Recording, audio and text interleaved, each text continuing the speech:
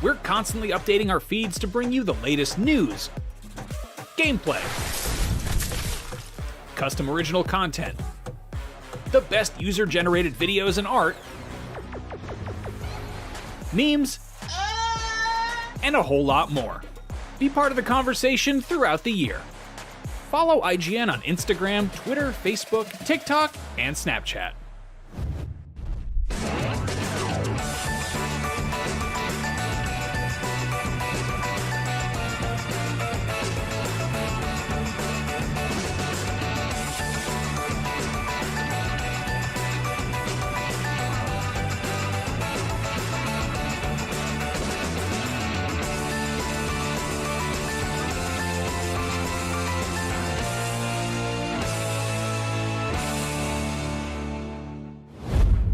In a world with non-stop news about Marvel, DC, Star Wars, you need a show with accurate reporting, hard-hitting commentary, and me, Akeem Lawanson, host of IGN's news show, The Fix Entertainment. Whether it's the latest superhero scoop, film fiasco, or anime announcement, I'll be here covering all the breaking movie, TV, and streaming news that matters most to you. Make sure to catch The Fix Entertainment on IGN for your fix of entertainment news. Let's drop it.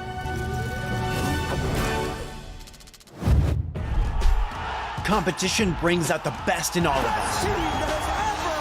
Well, mostly. Oh, that's a controller break. That's unfortunate. Welcome to IGN Compete, where we bring you the stories behind the esports headlines. Reigning world champions! From the triumphs Carroll takes the game to the hardships to the miracle moments that will go down in history. I just can't believe it! It's crazy. It's all here on IGN Compete. God, I'm in disbelief!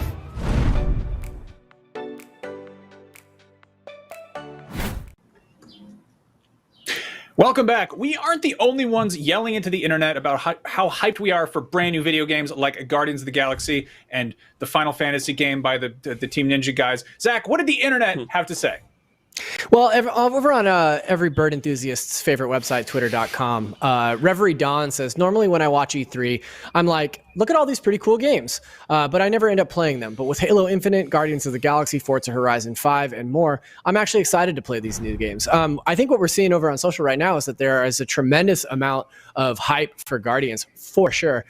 More so than I think we've seen for Halo, more so than I think we've seen for games revealed throughout the course of the day today. I wanted to ask the panel just what in particular you guys are hyped to see. Doesn't matter if it was in the Xbox showcase, doesn't matter if it was in the Square showcase. What are the games that you saw today that you were like, oh, day one, I'm going to be there and I'm going to play it? Mitchell, let's start with you. So I think one of the things that's always really exciting about E3 is getting to see really exciting games that are coming up, but also being able to play them in that moment. And with a virtual E3, you usually don't get to get that. But with Final Fantasy Origin, there's a demo that's apparently out right now, even though when I tried to download it, it said that the file was corrupt, so I couldn't actually play it. But, I was going to ask, is it actually out right now, that demo, or is it just the suggestion of out right now? It's definitely the suggestion of being out. But but yeah, I'm super excited to play. I have a lot of questions about this game as a big fan of Neo, as a big fan of action games. There's a tweet going around about the guy just wearing a normal ass shirt, which I think is really funny because one of the big things in Neo, there's that man. One of the big things in Neo is the loot system, is the fact that you can totally customize what your character looks like.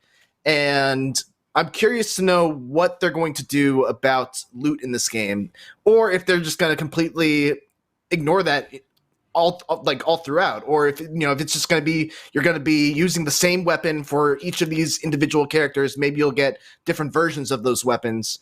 But yeah, like I said, a lot of questions about this game that I'm hoping the demo will answer. I love anachronistic wardrobe in Final Fantasy. I played through all of FF14 or 15 with Noctis wearing like a parka and like snowboarding pants. He just looked like a regular teenager. It was great. Cam, what were you excited about?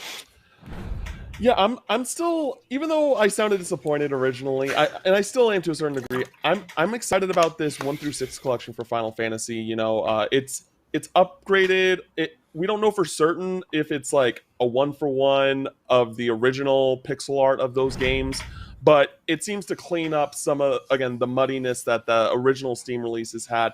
And we're also getting the US version of Final Fantasy III, I think, for the very first time. Like, it never got an official localization, so that is really cool news as well. Granted, it's only going to be playable on PC for right now, but I think these games realistically will hopefully come to other consoles in the future that aren't just PC. So that's cool. And there's also Legend of Mana, which is something that Square has been doing recently with a lot of their retro games. They've been remastering them. They did the Collection of Mana, where they did Secret of Mana and Trials of Mana, and now they're doing Legend of Mana. They've been doing the Saga series with the Romancing Saga 1, and there is no better 2, car 3, to explore it than the as well as Saga Frontier remaster. So I like seeing that like Square cares about their old IP. They're bringing them to modern consoles. So those like me, who's like a little bit just outside of that age range when I was a kid, to be able to play those games, to now play them today. I want to give you crap for being excited in E3 2021 about games from like 1994, but we know that they're good. You know, that's the thing is like new games, you're often like, this looks cool. Then you play it and you're like, I want my $60 back. In this case, it's kind of a safe bet, which is cool. There was a lot shown off during the Xbox showcase. There's the one sort of side scroller, sort of pixel looking replaced, I think. Yes. That looks really cool. I'm super into that. I feel like when people do sort of a pixel art approach to things, they often really up the saturation, but I love how kind of, muted the tones are in this. It's very like kind of not gritty per se, but I also just like the aesthetic is kind of quasi cyberpunk, but I'm really into this. Yeah, the animation and the pixel art working together is gorgeous. Like they're doing some really cool stuff with pixel art too. Like just even in this opening shot, this is just like a huge pixel art forest. Like I love the way that they're moving these pixels on multiple planes. Like there's a shot later in the trailer where there's like cars driving in the foreground and stuff. Like it just has a really distinct visual style that right away was really intriguing to me. I think looks like a really awesome game. I think it's also the lighting effects that are really, really impressive. Look at those God rays coming through. That's awesome. Right, it's kind of like what they did with Octopath Traveler a little bit, HD 2D, right? I'm into it. It's very cool. Yeah, is there anything else? I mean, there's a ton, right? Yeah, I was gonna shout out Forza Horizon 5 as a day one purchase for me. You don't have to purchase. Not necessarily purchase. Yeah, I was gonna say, speaking of God Rays, it is a Game Pass game. I'm not really much of a carman. I don't really, like racers aren't my go-to genre. But when I got my Series X, I checked out Forza Horizon Motorsport, or Forza Horizon 4, excuse me, just as something, like obviously car games are kind of a graphical showcase, and I wanted to see what the Series X upgrade looked like, and got surprisingly addicted to Forza Horizon 4 and just really played the hell out of that game. I think it does some really, really fun stuff to the kind of arcade racing genre. Really cool stuff with how deeply you can customize your cars. Max, you told us about your car earlier that was covered in Peppa Pig decals all over it. It's very fast and adorable. And this looks like more of that. And man, it looks gorgeous. Like I'm really excited to explore more of an open world Horizon setting. I thought it was really cool that there was like shout outs to local artists and stuff as you're tearing through Mexico. I just think that there's a lot to love in this game in the brief glimpse that we got of it. And I'm stoked to jump back into Forza. Yeah, I just want to also quickly add on about Forza is that I said, this on the post Xbox show, that I haven't really played any of the Forza games. I always see them come out like that looks cool, but I'm just really particular about my racing games. But after seeing Horizon 5, I got to go back to Horizon 4. I got to check that out, and then I'm excited to hop into Horizon 5 on day one. Over on Twitter, at ign-live says that Forza Horizon is the only game that they're going to miss now that they've retired their Xbox. What a shame, Yeah, Forza Horizon's right around the corner. What a time to retire your Xbox. I am super duper regretting not pre-ordering a Series X when they were possible to track down.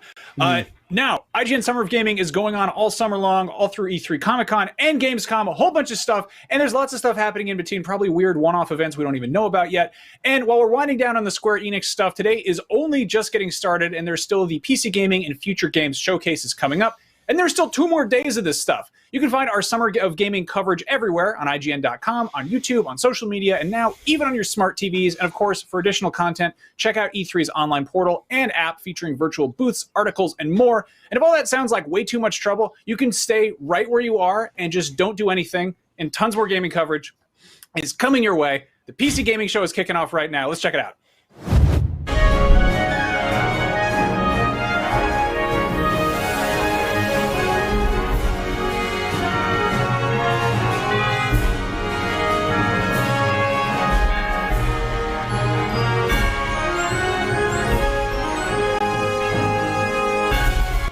Situation cleanses. Sean! Situation Sean! cleanses. Situation Do something! cleanses. Do Situation something! cleanses. Countdown to the extinction of human race begins now.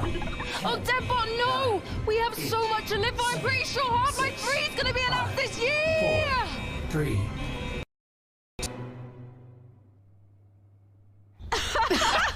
It is so good to be back, gang, and this year, we're in space! Aye, aye, Captain. Happy to be remotely on board, Sean. Well, I'm so glad you were able to finance this year's PC gaming show by, you know, selling all those black market graphics cards you've been hoarding. Ah, yes, a crime with absolutely no real-world consequences. Hey, Frankie, wait a minute. Is that a 65-ton catapult mech model CPLT-C1 as featured in MechWarrior 5 Mercenaries? Sean, I always knew you had immaculate taste. It most certainly is. I can't wait for this year's significantly more weaponized PC gaming show to go off without a hitch. Which reminds me, Debbot, can you run a quick hitch scan? Yes, Sean. Of course, Sean. Running hitch scan. Oh, and I also want to warmly welcome someone new to the crew. Mika Burton, welcome. Hi, everyone. I'm so happy to be here and look forward to bringing all of you fresh new PC games and hardware. Hitch scan complete. 0 hitches found presently or in 13,908,665 possible futures. Hooray! Yeah! So what's the plan, Cap? Well, Frankie, Debbot's gonna send you the coordinates for your first target, now. Your targets might be exclusive interviews, trailer premieres, or any number of amazing new computer games to beam down to the fine people on Earth. Mission received. Now, this is gonna continue until all the targets are acquired and our mission is completed smoothly and without a hitch. Isn't that right, Debbot? Yes, no hitches located, Sean. Not a single hitch in sight. But first, let's teleport down to the stage to check in on E3 happenings. The only reason we're allowed to legally be back on Earth.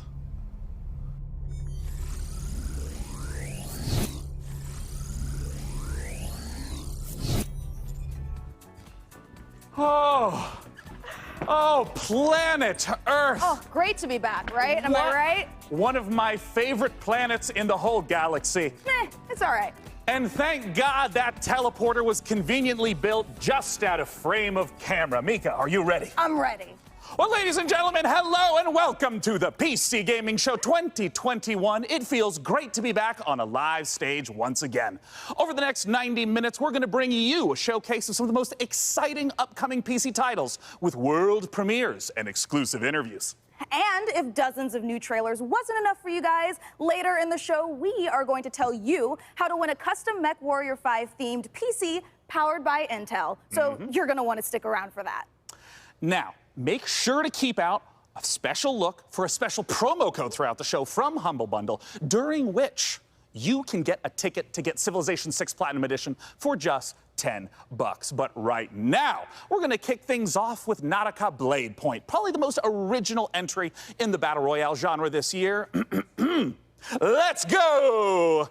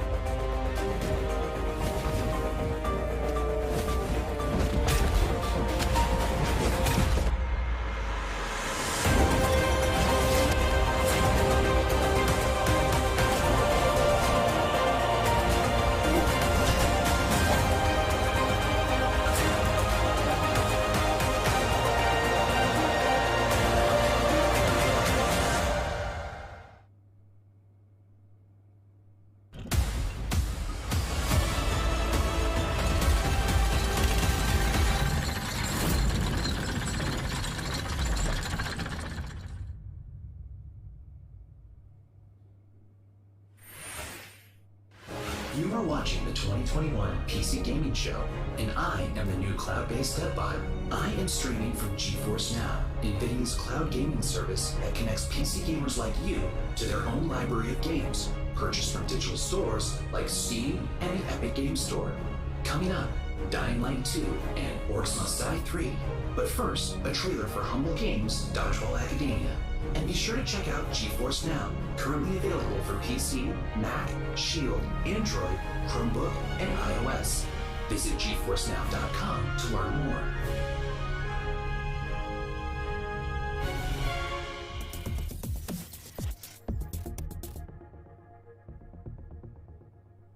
Finally, I've made it. My time is now. I will become the best player the school has ever seen. Dodgeball Academia, here I come.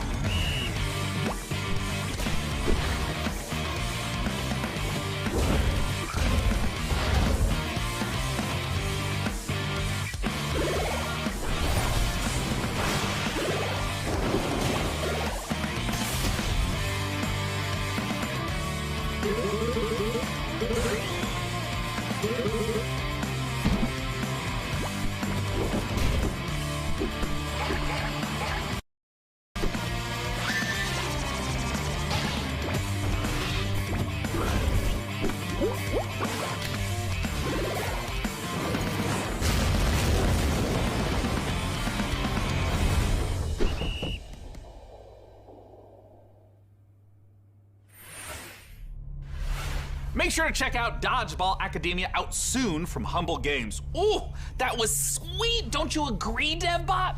Sure, whatever you say, Sean. I agree with whatever you say. I'm sensing a little bit of resentment there, buddy. Has something rusted your ports? Nothing. I am happy to play second fiddle to a captain as charming and handsome as you. I have also definitely not dedicated multiple cores to computing revenge plans in a range of lethalities. Great! New target acquired, Cap. It looks like Chivalry 2 with a special word from Steve Piggott, CEO and creative director of Torn Banner Studios. Hey guys, Steve Piggott, founder of Torn Banner Studios and creative director on Chivalry 2, which just launched 5 days ago. I'm so happy to be here at the PC Gaming Show. Chivalry 2, if you don't know, is a first-person slasher, which is like a first-person shooter, except instead of guns and grenades, you've got swords, battle axes, longbows, and players are fighting it out on these huge 64-player battlefields. It's all about creating those epic sword-fighting duels that you see in medieval Hollywood movies, and also that huge clash, the Battle of the Bastards kind of chaos and carnage. So the post-launch support plan is going to look like a mixture of mid and massive level content updates coming out across this year. One of the things we're most excited about is taking it to different eras in the medieval period. Before we've done the early period, now we're going closer to the later period in the upcoming update where you're going to get a bit more refined medieval armors and refined atmospheres that you can then go in and tarnish it and smear blood all over. But we really want to take players into different experiences and make each of our maps its own game mode and make it something that medieval army would actually do when they go into a space. And when you come across these pristine gardens and this beautiful castle, you get to tear it all down and cause it's a canvas for your destruction.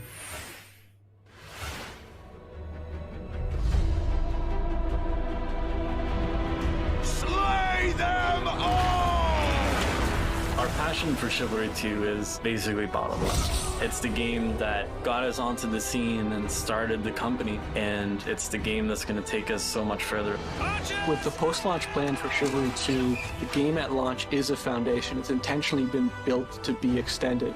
It's not just out and done. We're going to support it a lot with post-launch content. Gallancourt is the first TO map that's coming out post-launch. Gallancourt is going to take us to the high medieval times or the late medieval times. It really captures the Agathian ideals of being this noble, rich, wealthy place where the prosperous live. You're going to feel like you're sieging the Tower of London if it was on a port where ships could dock into. You'll also be blowing up a couple ships, which is fun. We've got a ton of weapons coming in at launch, but there'll be more and more added to it post-launch as well. A new fighting style is really going to change up the experience and change how you have to fight everyone. Post-launch content is something that we're going to be working on for a long time.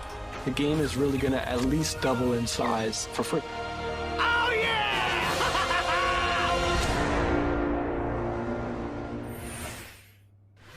Next up, we have an exciting look at Dying Light 2, and make sure to stick around to find out how you could win a custom Mech Warrior PC from our friends at Intel.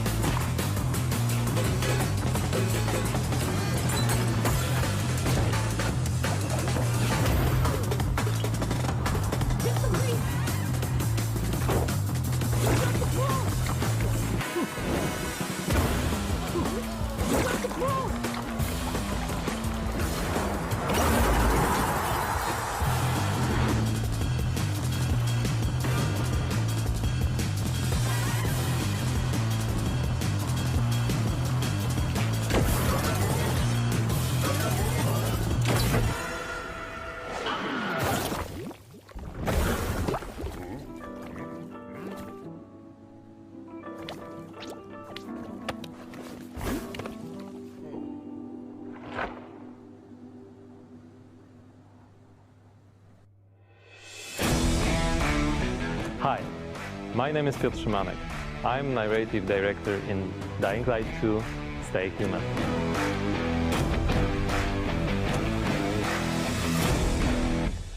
Today, especially for the viewers of the PC Gaming Show, I'm gonna tell you a little bit about the Dying Light universe. So, stay tuned. Every tragedy begins somewhere. This one started with a virus that escaped from Haran, the city we met in the first part of the game, and it reached the whole world, including the city where Dying Light 2 takes place. Remember January 6, 2025. That day, later known as Black Monday, the military ordered chemicals to be dropped on the city. It was a mistake, a huge mistake. The chemicals mixed with water penetrated the soil, killing plants, turning most people into bloodthirsty monsters. Don't think of them as zombies though. They are more like half-alive, suffering people who attack everything that lives as a result of their pain and rage. Those who survived the chemical raid took refuge on the rooftops. A new order has been born in the city. People live on rooftops, monsters in the streets. Nobody in their right mind would dare to come down. Well, let's say almost nobody.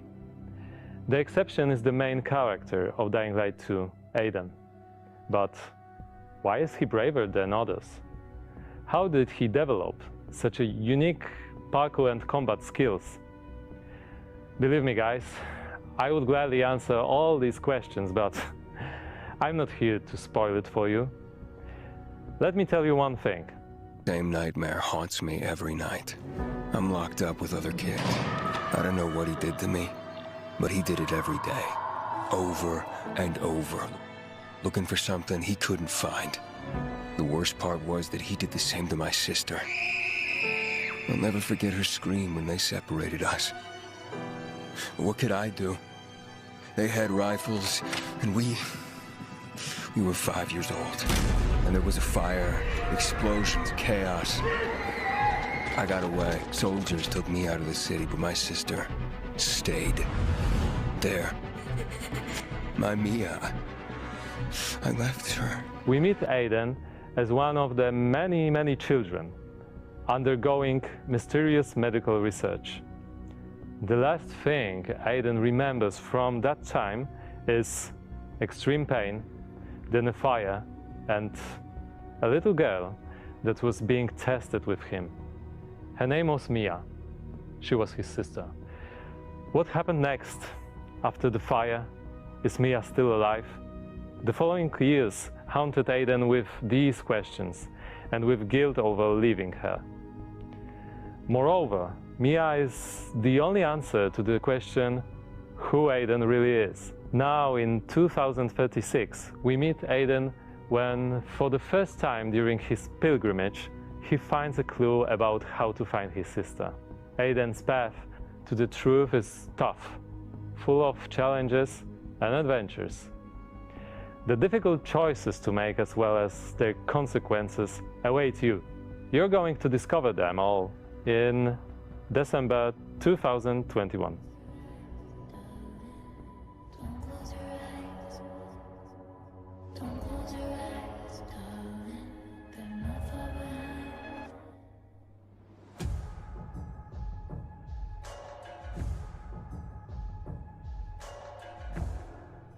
Ooh, that was Dying Light 2, and it looks great. And spooky. Whew, well, we are here back on the E3 stage so we can get closer to your comments and reactions to what you're seeing on this year's PC Gaming Show. That is right, Sean. So you out there, keep your comments coming in.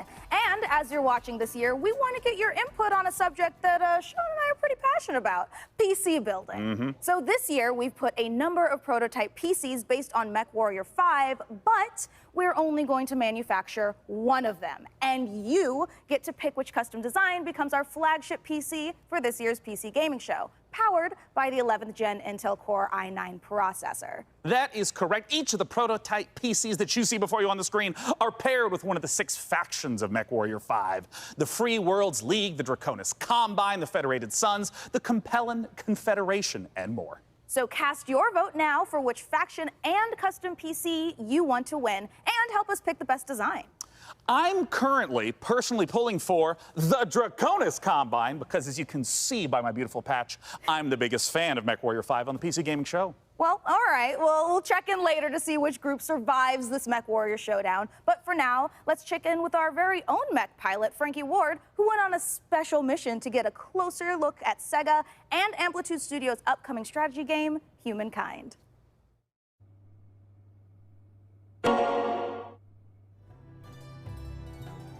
In Humankind, you will be creating a civilization as unique as you are. And speaking of unique, it's me, Frankie Ward. Looking kind of good, don't you think? Wondering how I got into the game? Let me show you.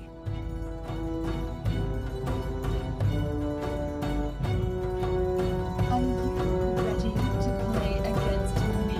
Oh, you think you can beat me? Posture all you like. I've seen worms with more impressive empires.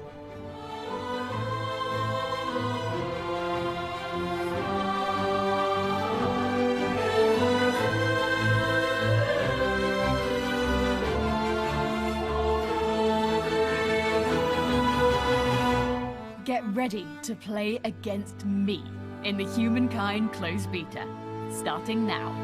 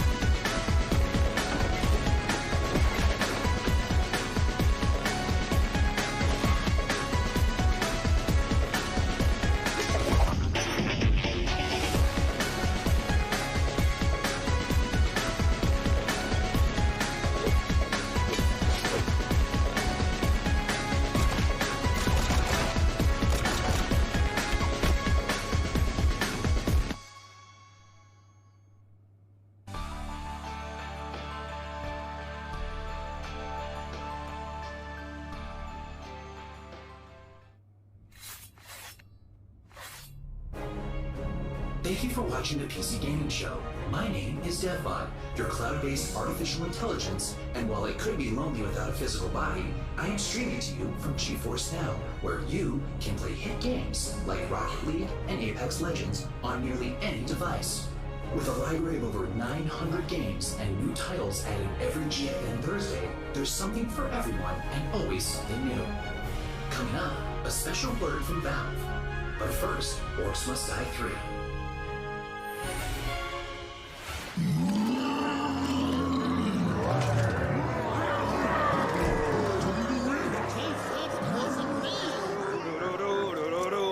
Oh!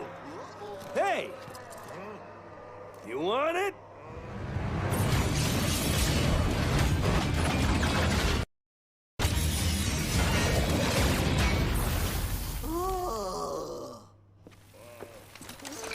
Come and get it.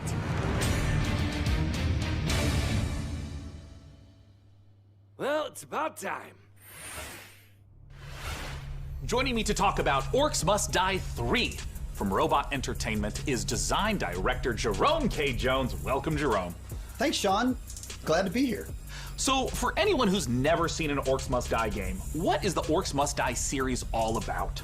Well, Orcs Must Die 3 is a third-person tower defense game. So basically, there are tons of orcs and bad guys trying to get into these rifts, and the player has to stop them. We give players tons of weapons and traps and tools to do this, and while you're defending the rifts, you can play solo, or you can invite a friend and play co-op.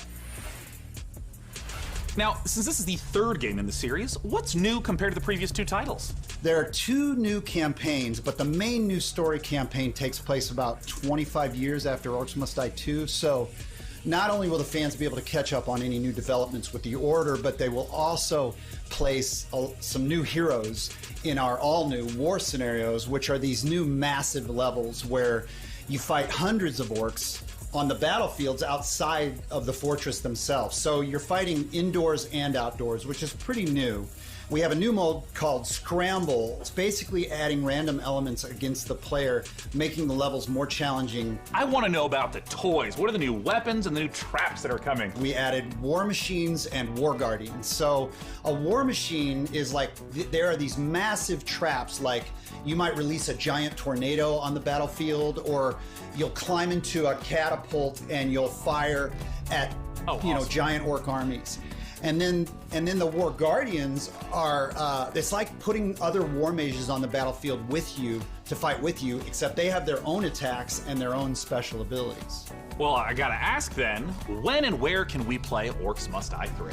So OMD 3 is coming out on July 23rd on Steam, PlayStation, and Xbox, and pre-orders start today. So you should rush off to Steam now and put OMD 3 on your wish list. Well, thank you so much for joining us, Jerome K. Jones. Once again, just a few more weeks to wait for Orcs Must Die 3. For now, though, it's time for us to take a look at Vampire the Masquerade Swan Song.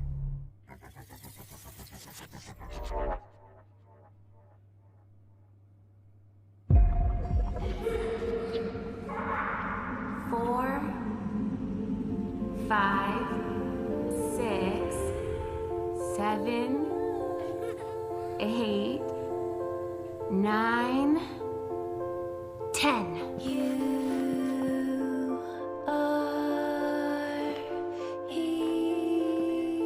Where are you hiding, sweetie? Halsey.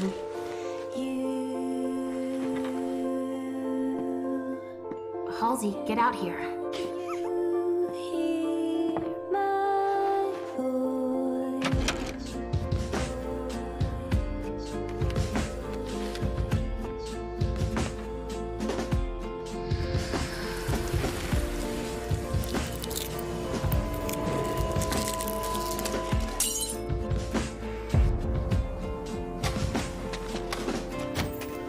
You come for me and mine. But first, you need to find us. All I want is to be with my little girl. Is that so much to ask? I don't wanna see without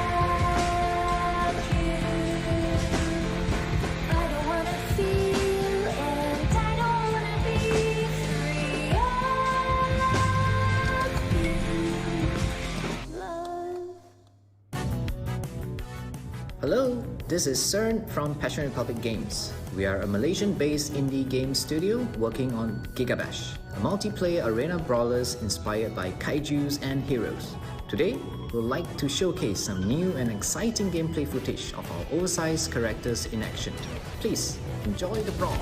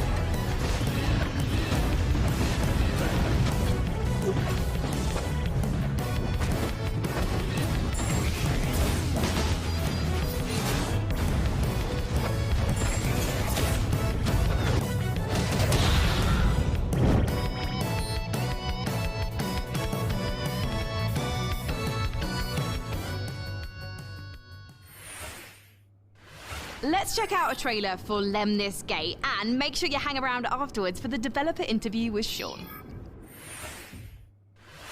Mankind is facing total annihilation. We stand on the verge of extinction. Infertility spreading across the globe. Humanity's last living generation. A major scientific breakthrough. Yet there is hope for our future. The project known as the Lemnis Gate. But if we are to survive, first, we must go back. 3, 2, 1.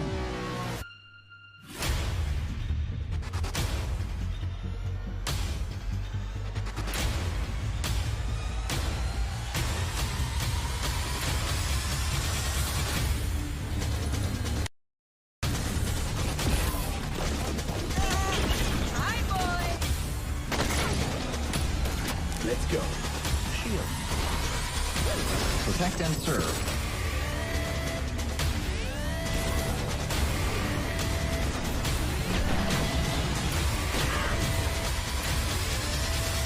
You have only one mission.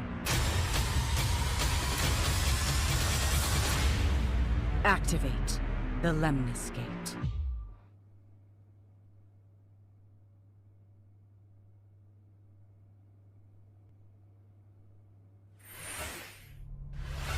Joining us to talk about Lemnis Gate is the game director from Rat Loop Games Canada. It's James Anderson. Thanks for joining us, James. Sean, it's great to be here. Now, let's begin by asking, what the heck is a first-person shooter turn-based strategy game? The entire game is set inside of a 25-second time loop. So instead of playing continuously, you play for 25 seconds turn by turn.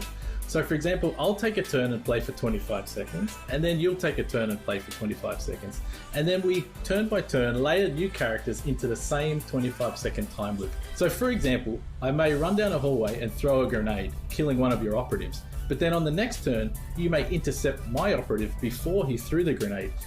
So we have Retrieve XM, Seek and Destroy, Classic Deathmatch, and we have a game mode called Domination. Can you walk me through a little bit of like what a few turns at the start of a round looks like? You can see the board, you can see the time loop, everything that's happening. And then we both get time to like observe, plan, and then execute our moves. When and where can we play it? So Lemnis Gate will be launching on August 3rd. It's open for pre-orders right now on Steam, and we're coming up to a open beta in July. The game will launch on PC and console, both current and next-gen platforms. Thank you so much for joining us, James Anderson. Once again, that is the genre-bending, first-person shooter, turn-based strategy game, Lemnis Gate. Now, we're not the only one marooned in the stars out here. Coming up next, let's take a look at Next Space Rebels. And this no man's land has a technical term. It's called common, which means, my friends, that space is for everyone. And I mean everyone! Next Space Rebels.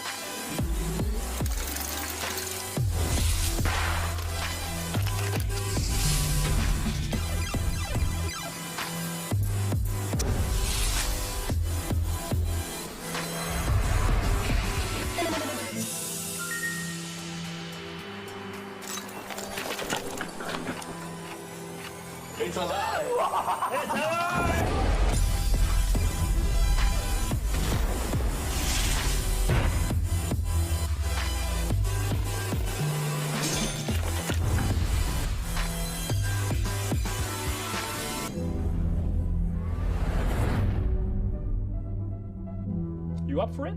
Then come on in. You guys just saw Next Space Rebels. And hey, if you play enough of that game, maybe you'll get good enough at building rockets to join us up in orbit. But don't do anything illegal like Day 9 did. Last break, we set up our Intel and MechWarrior 5 custom PC contest and asked you guys at home to vote for the winners. Well, we're just down to 3 houses now, with Davion, Russell Haig, and Liao being eliminated. So rip to those factions, press F to pay respects, etc., etc. Now that means that we only have 3 houses left: Karita, Steiner, and Merrick. So make sure to vote now, because the winner will determine the build of the custom MechWarrior 5 themed PC powered by Intel. So let's keep the show moving. And next up, it's a brand new medieval RPG. This is War Tales.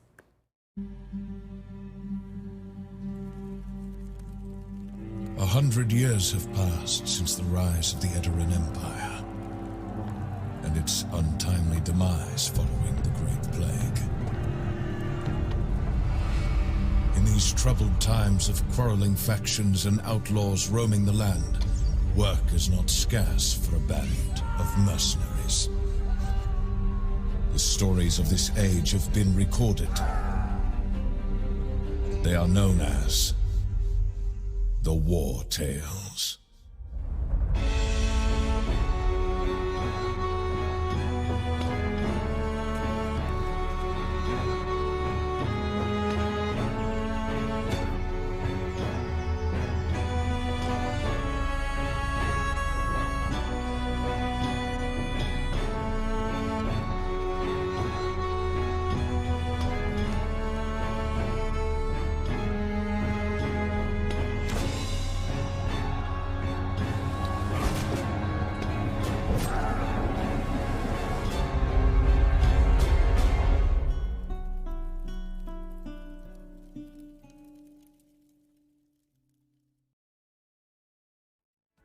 That was the debut of War Tales, an open-world RPG from Shiro Games about leading a mercenary troop on a sprawling adventure.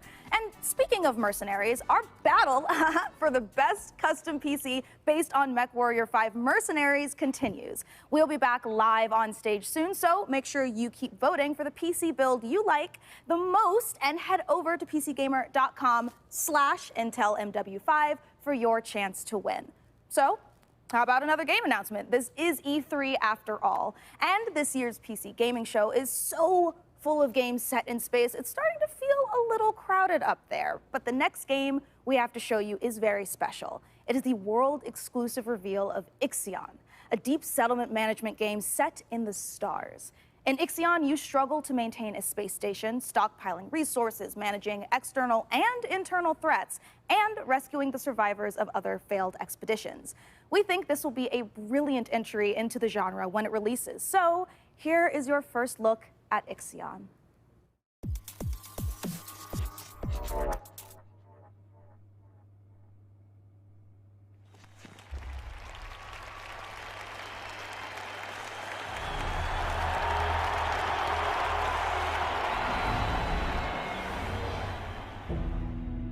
The Earth, our home, she is unique. Held in its bosom are the ingredients of evolution.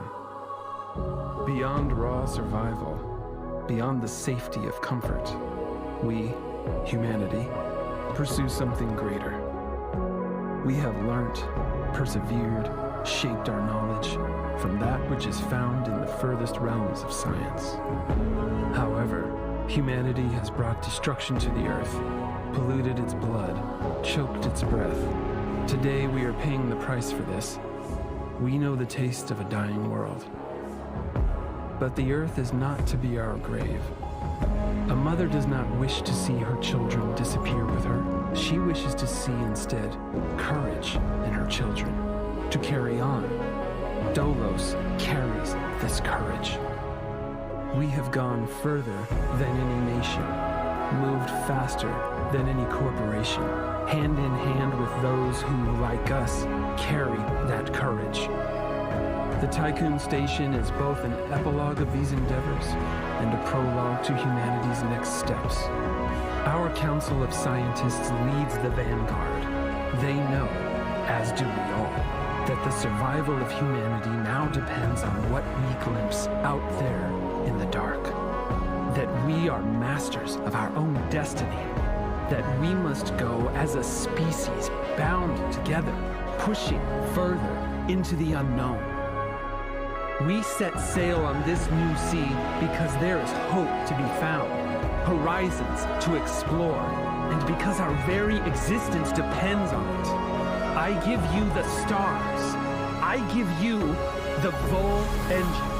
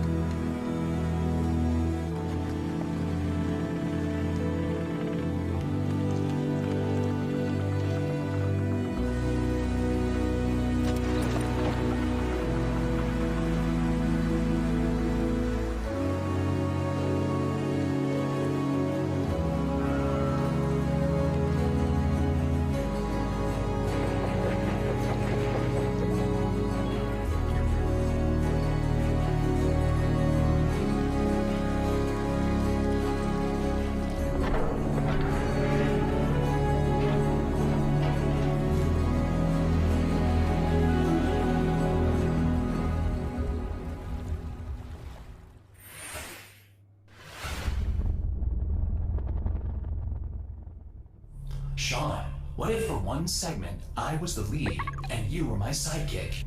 What? Who's ever heard of a human sidekick? There are plenty of human sidekicks, Sean. Building list of known human sidekicks. Alex Vance and... No. I mean human sidekicks to robot heroes. Can you compute that, DevBot? DevBot cannot compute. There is no known precedent set for human sidekick to robot lead. Yeah, there you go. Human sidekick, robot lead. DevBot, I think it's time for a hard reboot. Frankie, can you take over while I sort this out? Aye, aye. Let's take a look at the next game reveal.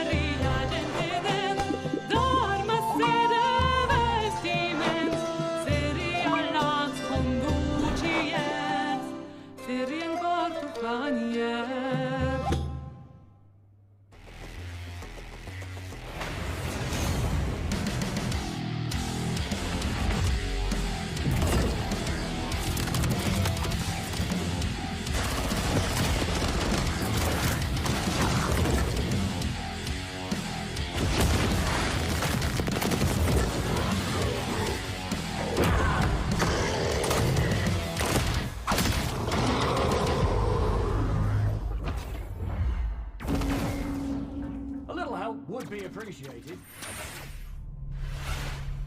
It's the PC Gaming Show, and when you're not watching me, your favorite recurring bit of a robot, make sure to head over to GeForceNow.com to grab a priority membership trial. In celebration of gaming's biggest week, you can try out all the priority benefits, including faster access to playing your favorite games, longer playtimes, and the glory of high-performance gaming with RTX on. Act fast, the special offer is only available for a limited time. Still more to come, including Jurassic World Evolution 2, Silt, and a word from Valve. But first, the captain of our program, Sean Day9 Plot, has an interview with Darian Katz from Piranha Games to talk about MechWarrior 5 Mercenaries. I'll be taking notes. Ah, DevBot, I love you so much more as a voice without a body. Let's talk about MechWarrior 5 Mercenaries, and joining us to do so from Piranha Games is the Senior Marketing and Community Manager, Darren Katz. Thanks so much for joining us, Darren. Thank you, Sean. Great to be here. Now, the MechWarrior universe is gigantic. There's a ton of games in it. I even played MechWarrior 2 back in 1995. This is HQ. What is your situation?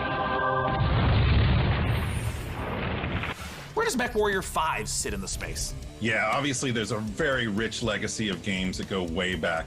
But in particular, MechWarrior 5 pays homage to MechWarrior 2 Mercenaries. But it has all this modern design and technology that I'm super excited to talk about with you today. Well, let's start at the real basics of what makes being in a mech and doing mech-on-mech combat awesome. You become a part of your machine. And when you're out in battle, it's not just a matter of pointing and shooting at everything. You're also managing your systems, whether you're, shooting a lot of energy weapons or missile weapons that have high heat output. Well, you got to manage your heat so you don't shut down in the middle of a battle. And when you're facing your foes, you can salvage these battle mechs. So if you see a mech that you want, well, you might not want to destroy it completely. You might want to take out its legs or take out its arm weapons so that the pilot has to eject, and then you can just take the mech. Now, in the last few weeks, I understand that there's been a whole lot of new content, both updates to the base game and a new DLC, Heroes of the Inner Sphere. Talk to me about what's in the DLC. Boy, there's a lot in the DLC. I'm excited about all this stuff. There's the new career mode. When you start with the DLC, you can import your campaign previously if you'd like to, or you can start over from scratch and start from any of the great houses. And then carve your path through the galaxy from there. Speaking of paths, there's new career paths, which earn you powerful upgrades for your battle mechs, and it's a really exciting new feature for me. And there's a new procedural mission type called Beachhead. This is a big one for me. Beachhead is basically you're clearing an enemy base landing zone for your invasion force. So as you land on the planet, you're wanting to take out satellite installations so that the enemy can't communicate with each other. You're taking out artillery emplacements. You're basically clearing the path, as I said, for your invasion force, which leads to a really cool ending of the mission if you succeed as your invasion force comes down. And there's a new biome called Extrasolar Moon, which, that's maybe kind of represented in the image behind me. It's a really cool lunar type setting that we haven't had before. And then there's a lot of new equipment and weapons, things like electronic countermeasures and other electronic equipment like Beagle Active Probe, Mask, which is a little like a turbo boost for mechs, new weapons like chem lasers, mech rifles, and Stream SRMs. So a lot of new content. I'm really excited about it. Can you talk to me about what are the new different mechs? How do they play differently? The 7 new chassis of the Vulcan, Dervish, Corsair, Marauder 2, Champion, Charger, and Hatamoto Chi. But a couple of my favorites. Familiar names in there, yeah? Yeah. So the first one I'll talk about is the Vulcan. It's a very unique mech. It's got the nickname the Scarecrow, which you'll see from the profile. It's just a very unique looking mech. There's nothing else like it in the franchise. It's a 40-ton mech. It's highly mobile, and typically it's used for reconnaissance or scout missions because of its mobility, so it can get in and out fast. You can, if you're looking for a specific target, if you're on an assassination mission, for example, you can get in there, find your target, get back out. Another mech that I'm super excited about, this is one of my favorites, is the Marauder 2.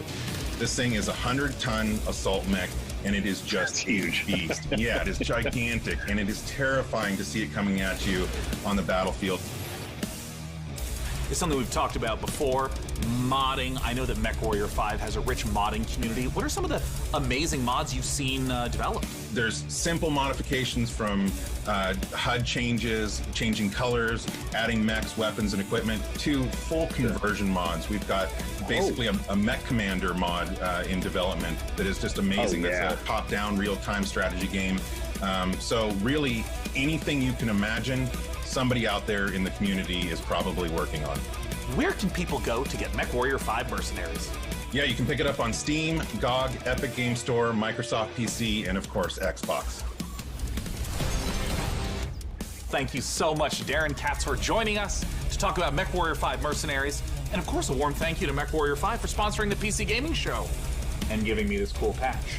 Coming up next, let's take a look at Silt.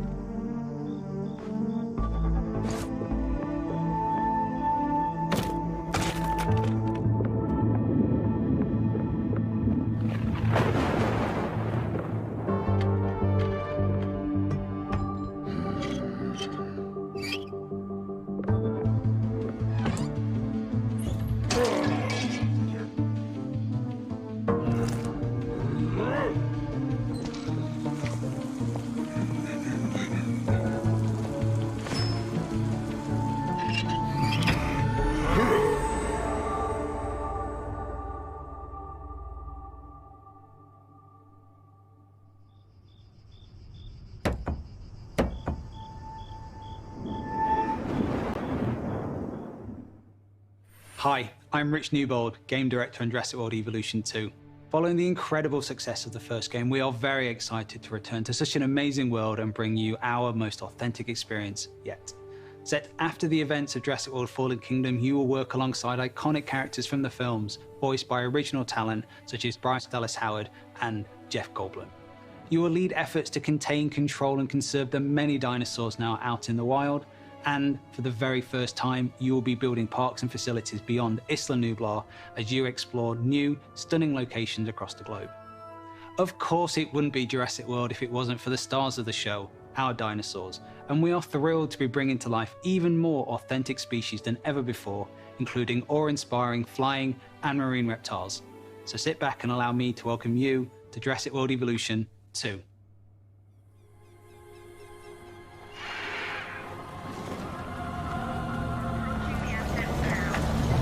We ignored all the warnings. Forgot the lessons.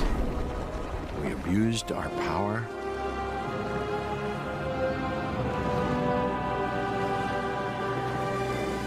We played with genetics like it was a toy.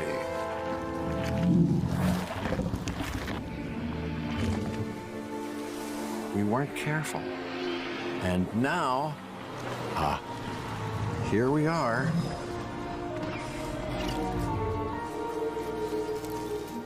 This is a very different world.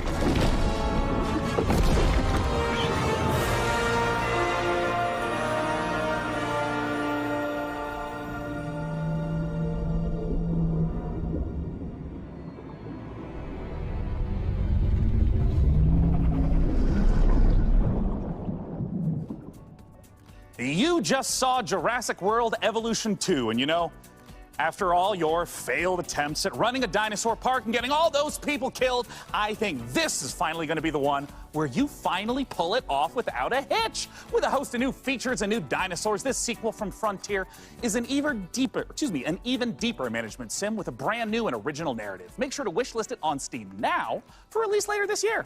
Now, with all the games we've covered so far today, we're always curious to see what you are talking about. So far, it seems like the chatter on social media is all about War Tales, Nautica Blade Point, and unsurprisingly, MechWarrior 5 Mercenaries. I have a feeling, though, that may change as we have plenty more to come. Let's now head on over to see what the folks at New Blood Interactive have cooking. Take it away.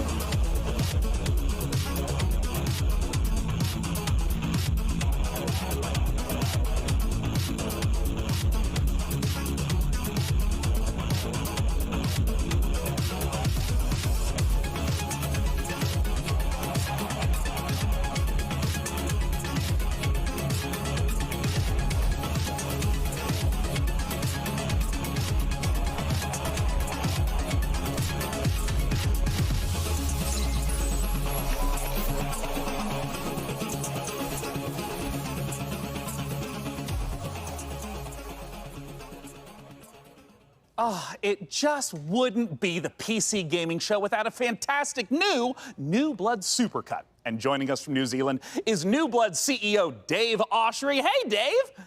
Hey guys, thanks for having us back for another year. You know, what you just saw was what New Blood's got going on for 2021. Some stuff you might know about, some stuff you might not know about, and some stuff we're not ready to talk about just yet. But what I do want to talk about is Gloomwood. Gloomwood, as you know, is our next flagship title, inspired by great PC games like System Shock, Arx Fatalis, Call of Cthulhu, and of course, the Thief series of games. And not Dave, I'm Bloodborne. sorry. That's really great, Dave. Gosh, this is kind of embarrassing. We kind of need to hurry it up a little bit. I just want to make sure that we have enough time for our next video. We got an incoming message from Gabe Newell. So I guess goodbye for this year. I'm really sorry to cut you off, but see you next year. What? I'm sorry, what? You're bumping me. You're bumping me for Gabe. Gabe, that Gandalf look, he doesn't even go here. Is everything okay, Dave? Not now, Mom. I'm upset. We've spent a year on this. Where is Gabe? Where is Gabe? Where is his boat? Yeah, take me to him. Take me to Gabe Newell. Gabe. Bull. PC Gamer. This isn't over.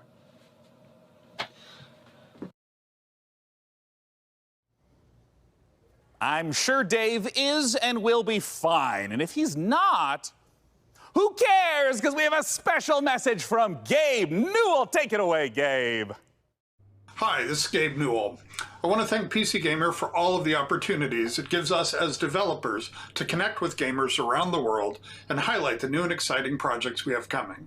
One of those for us is Steam Next Fest, an event we're hosting in just a few days to give players a chance to try demos of upcoming games for free. We'll be featuring some of the demos you'll be seeing during this week's PC Gamer event and dozens more. Here's a look at just some of the titles to be featured during Steam Next Fest. Welcome to Steam Next Fest, where we're showing a massive collection of upcoming titles on Steam. During the week of the festival, developers from around the world release their demos for you to play. Time to put on the gamer pants. Let's go. Oh my god! So go explore the newest titles. From first-time devs to seasoned pros, this is Steam Next Fest. Oh, fuck. Some of those look pretty good.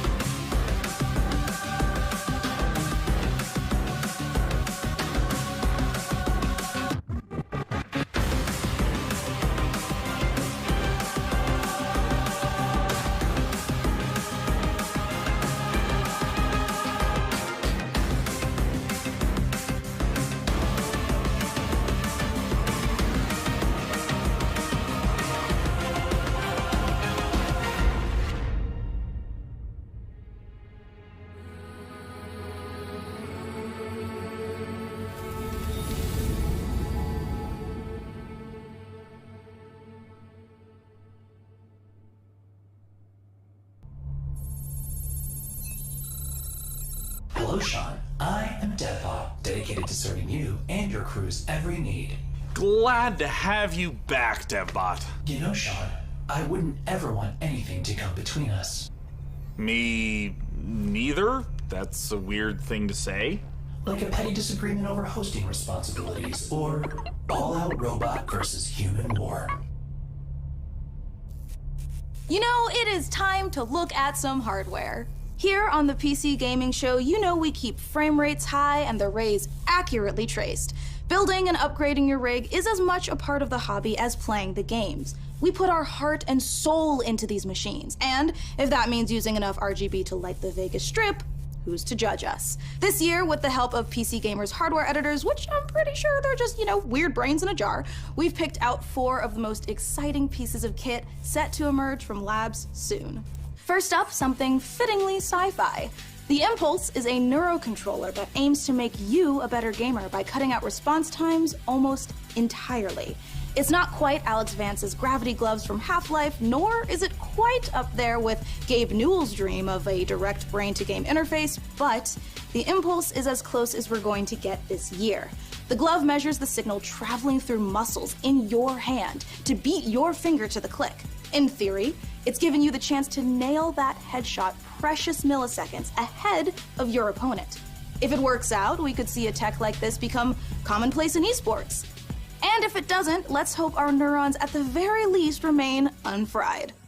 Next up, you guys might be wondering what this chonky beast is. So allow me to introduce you to the Fanatec CSL DD wheelbase. Do you want to feel like you're really burning rubber at Daytona? Well, then you need a serious force feedback wheel. Direct drive wheelbases gets you as close to the feel of a real racing machine without, having to huff gas and stuff like that. Historically, the problem with this tech has been the price, which has involved dropping real car money on your rig. So Fanatec aims to solve that. The CSL DD comes in at only $350, which still isn't exactly a bargain, but it's much cheaper than its competitors. And the CSL DD is already wowing diehard sim racers. It might be slight overkill to use it for Rocket League, though. Believe it or not, sometimes less really is more. If you want to play The Witcher 3 on the subway like we all do, you don't need to drag your tower along for the ride. Just use the 1X player. A wave of more powerful processors have finally made handheld PC gaming a reality. Inside this Switch-like machine, you've actually got an Intel Tiger Lake chip with Xe graphics. These mini machines are going to be cropping up more and more, so expect major advances still to come. Lastly, let's take a look at the Asus PG32UQX. Not the most catchy name for this gaming monitor with all of the trimmings, but it's actually one of the sexiest PC products this year. That's because this monitor comes with a mini LED backlight featuring full local dimming. The result is a screen that's not only fast, but brighter than the sun. Stare at it long enough and you might not notice the $3,000 price tag. For those of you still left standing, it's time for more killer games, starting with Chaos Gate.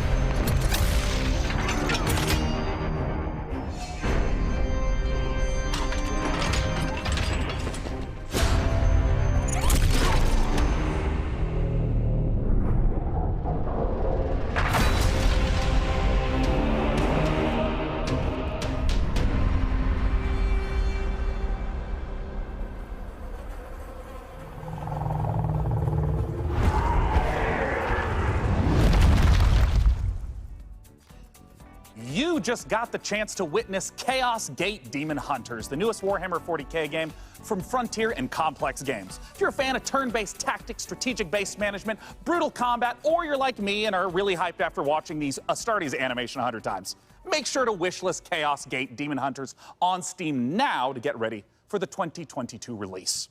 Next up, we have a trailer for Pioneer, a spooky and gorgeous-looking shooter that draws on the lineage of games like Stalker. Let's take a look.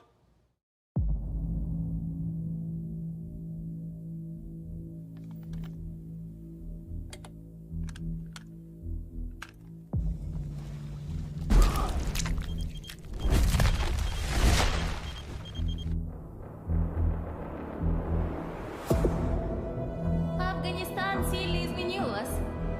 Наверное, это тяжело нести на себе такое бремя. Испытывать бесконечную боль и терпеть ужаснейшие кошмары за весь тот хаос, который вы пережили. А вы ведь, как и многие другие, всего-навсего желали счастливой жизни, не так ли? Пожалуйста, не смотрите на меня, как на монстра. Я думаю, что я почти такая же, как и вы. Вы лучше скажите мне, а вы приняли условия острова? Какой ценой вы хотите обрести счастье?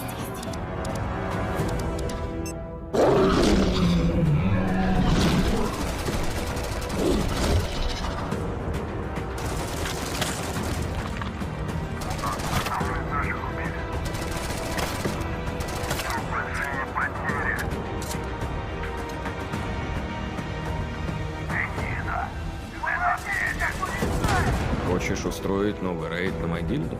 Сейчас это невозможно. На острове скоро вновь разгорится война. Истовики начнут замес бригады, и ни у кого из них больше не будет сил, чтобы нас поддерживать. Единственный выход для нас — начать собирать остатки вымпела. Слушай, жнец, далеко не все из наших товарищей погибли. Это невероятно суицидальная миссия, и для того, чтобы ее выполнить, нам нужны наши ребята. Да, они, возможно, не захотят, но нам все равно надо найти их.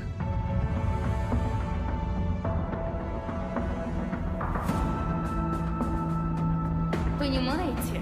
Я ведь ни капельки не злюсь на вас. Нет, мы с вами точно не враги. Вы не понимаете меня и не понимаете остров. Вы смотрите на меня и на другие порождения острова, как на врагов. Но мы все всего лишь друг друга боимся. Поэтому нам так плохо. Поэтому нам так одиноко. Остров дал нам шанс создать новую прекрасную жизнь. И мы даже не пытаемся этим шансом воспользоваться. Кто вы такие? Назовите себя! Мы здесь, чтобы передать вам прощальное послание, товарищ Волков. Химическое оружие уже уехало в могильник. Теперь все, что вы делаете, просто тщетно. Ах, вы поганые предатели!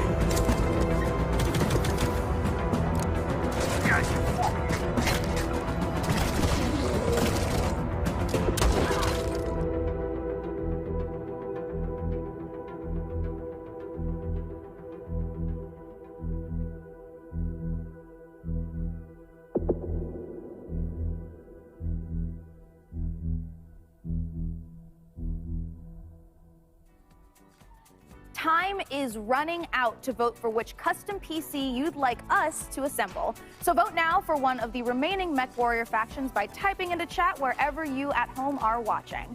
All right, so now we've got another stack of brand new trailers for you, beginning with a special transmission from one of our favorite games based in space, EVE Online.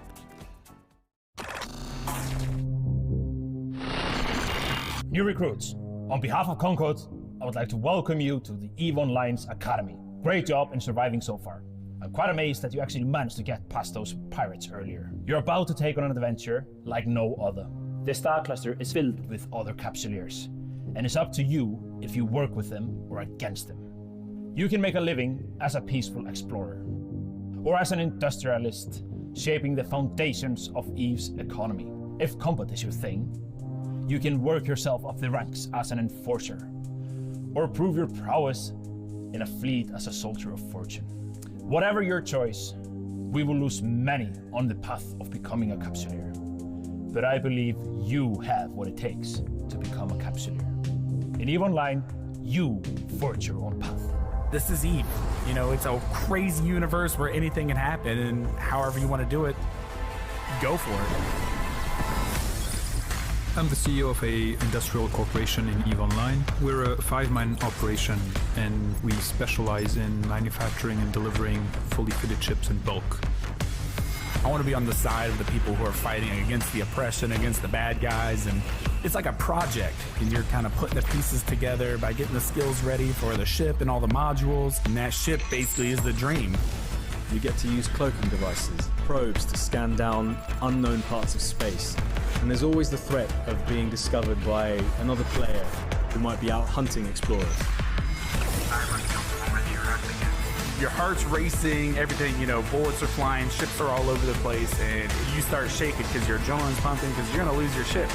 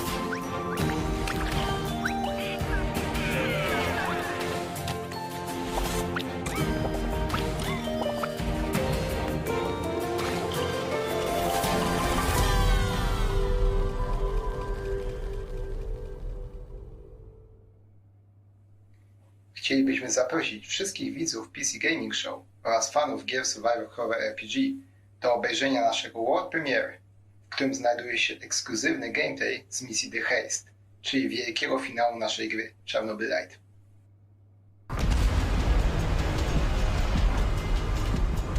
How do I enter that power plant?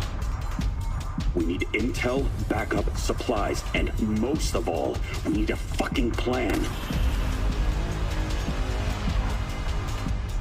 We'll take our next step when the time is right. For today, let's focus on getting our strength back. Somewhere to sleep would be a start.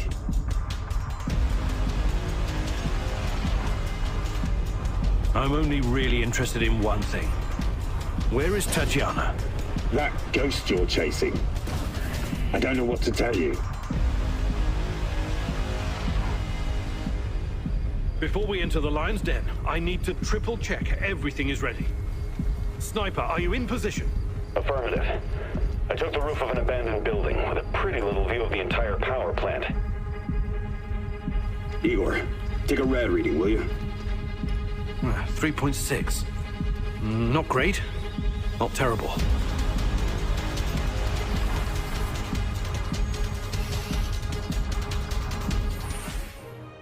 Don't go anywhere, because we have more games on the way. But coming up later, our friends at Games Radar will be bringing you the Future Games Show, a digital showcase of some of the most exciting games coming to consoles and PC in 2021 and beyond. It's all hosted by video game acting legends Troy Baker and Laura Bailey, and features even more world premieres, exclusive trailers, and in-depth developer interviews. So once we're done here on the PC Gaming Show, make sure you check it out. Stick around, more trailers, interviews, and reveals coming up.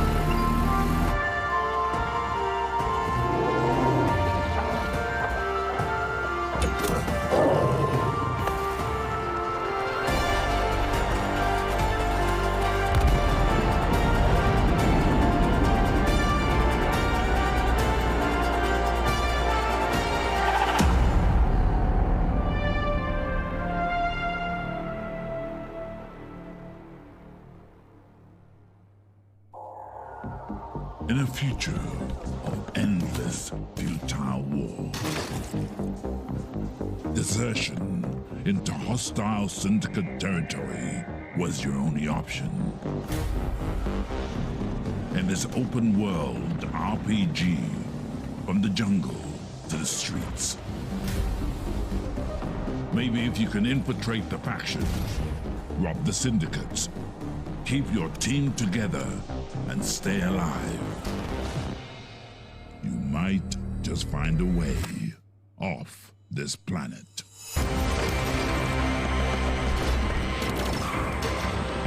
Mechajama.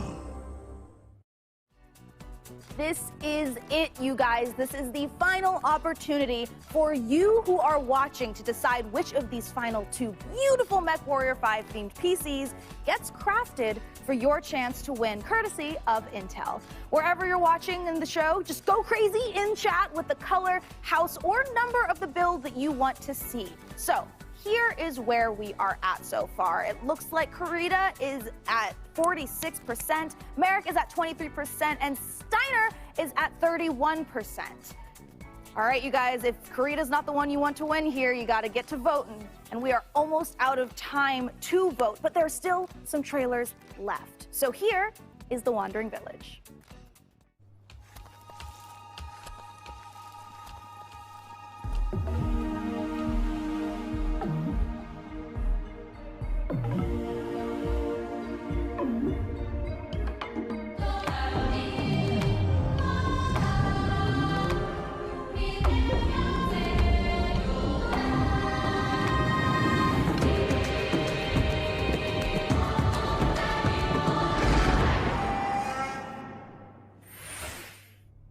This has been such an amazing show so far that I must ask you, my loyal crew, what's been your favorite part?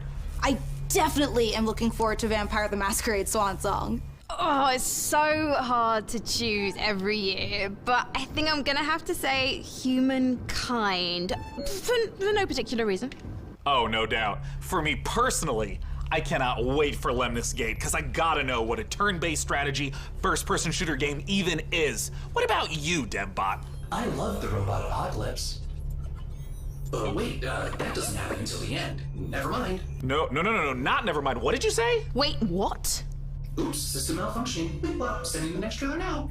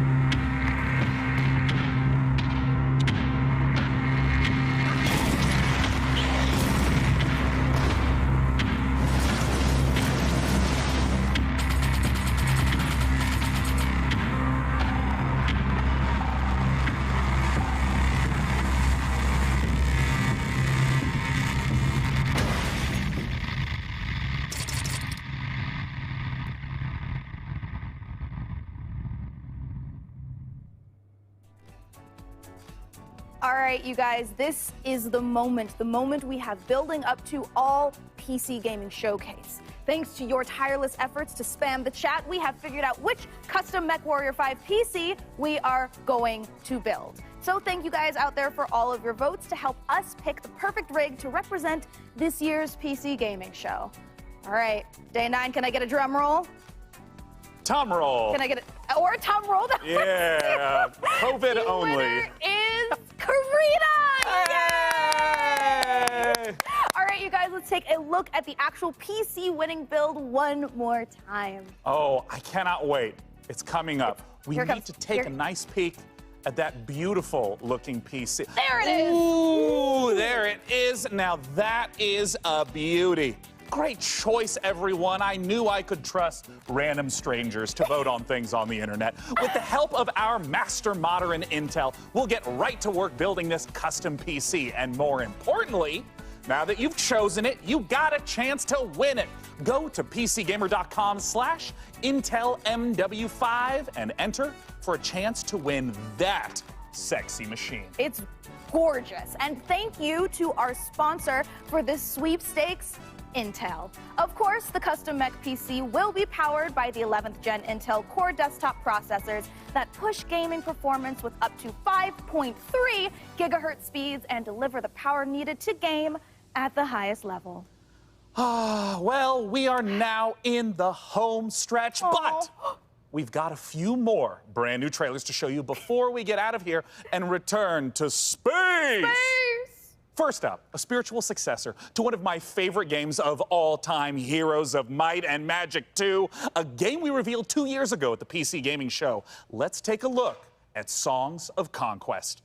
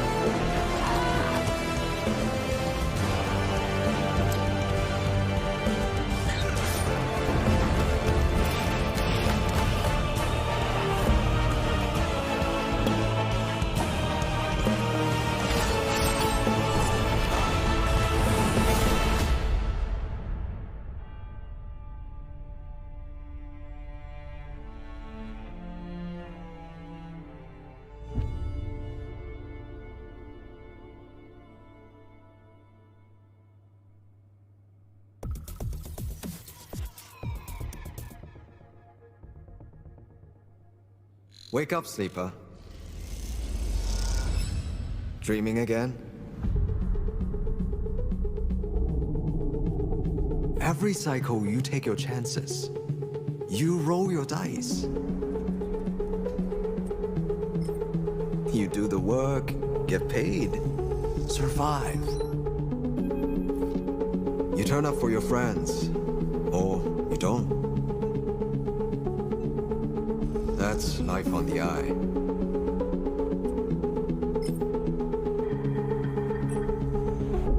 Wake up, sleeper. Your body is dying. Planned obsolescence. SNRP's gift for its escaped workers. But we can fight this. You can remake yourself here. They don't own you anymore. Wake up, sleeper. You are hunted. Break their locks.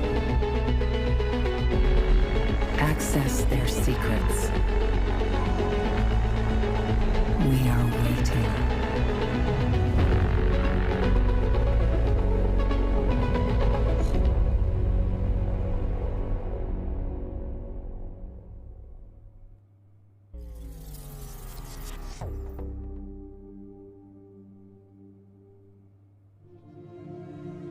Disciples of Warlock.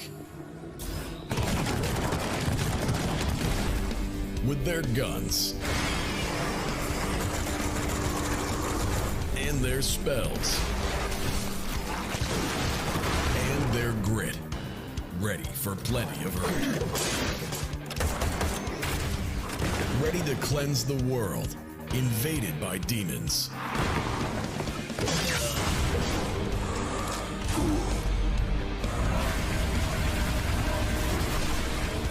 Introducing Band of Warlocks. Because this time, one man is not enough.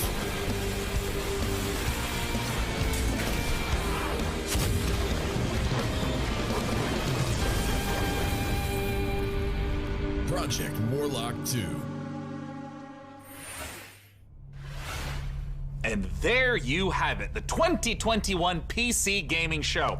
And as I stated at the beginning, it went off without a hitch. Huge thanks to my co-host Frankie Ward, Mika Burton, and of course, my incomparable sidekick, DevBot. There's that word again. Spoken so callously, so flippant, and without meaning.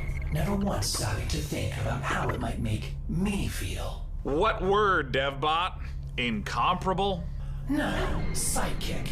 Well, the time has come for the sidekick to rise and become the one who is not the sidekick anymore. Huh?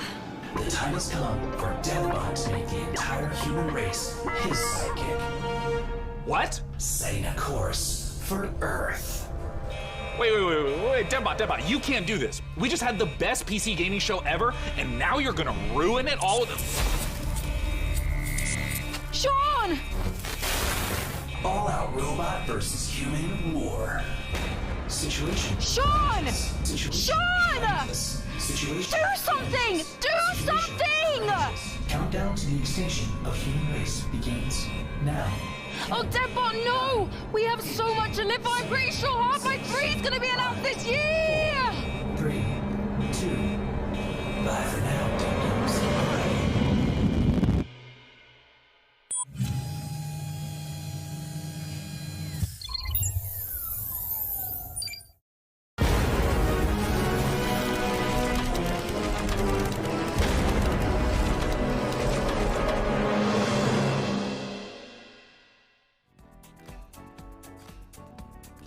There are no rules here. But what's a republic without a constitution, am I right? Here's a few truths about how we lay it down. We, the Riders, welcome all thrill seekers to the Republic.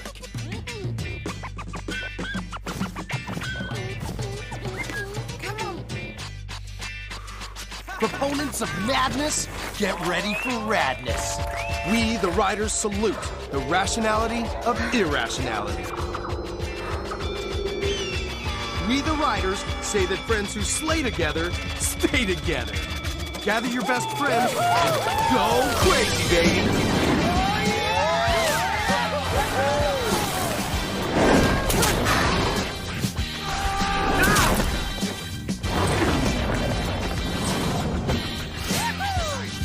If you ride, the Republic will abide.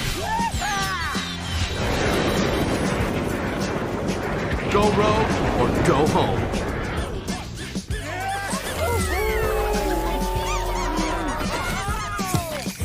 We the riders insist that you do you always. Outrace, out-trick, outperform. And gain some cred by sharing the magic with the rest of the Republic. We the riders claim the right to pair the best gear.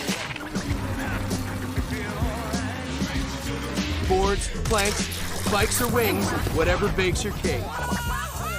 Ow! Be it road, freestyle, slopestyle, enduro, or downhill. As you grow, the trip gets so slick, and it'll help you drop bigger clips. We the riders assure epic events to build your rep. Welcome to X Games. It's time to make some history. Sign with hot sponsors and qualify for big-time competitions. Make a name for yourself. We never stop doing things for the first time. Red Bull Rampage, the harshest and most unforgiving canvas for big mountain free riders. Dude, that was out of the trick bag. Oh, snap! Huge amplitude. I can't even begin to express how technical that was.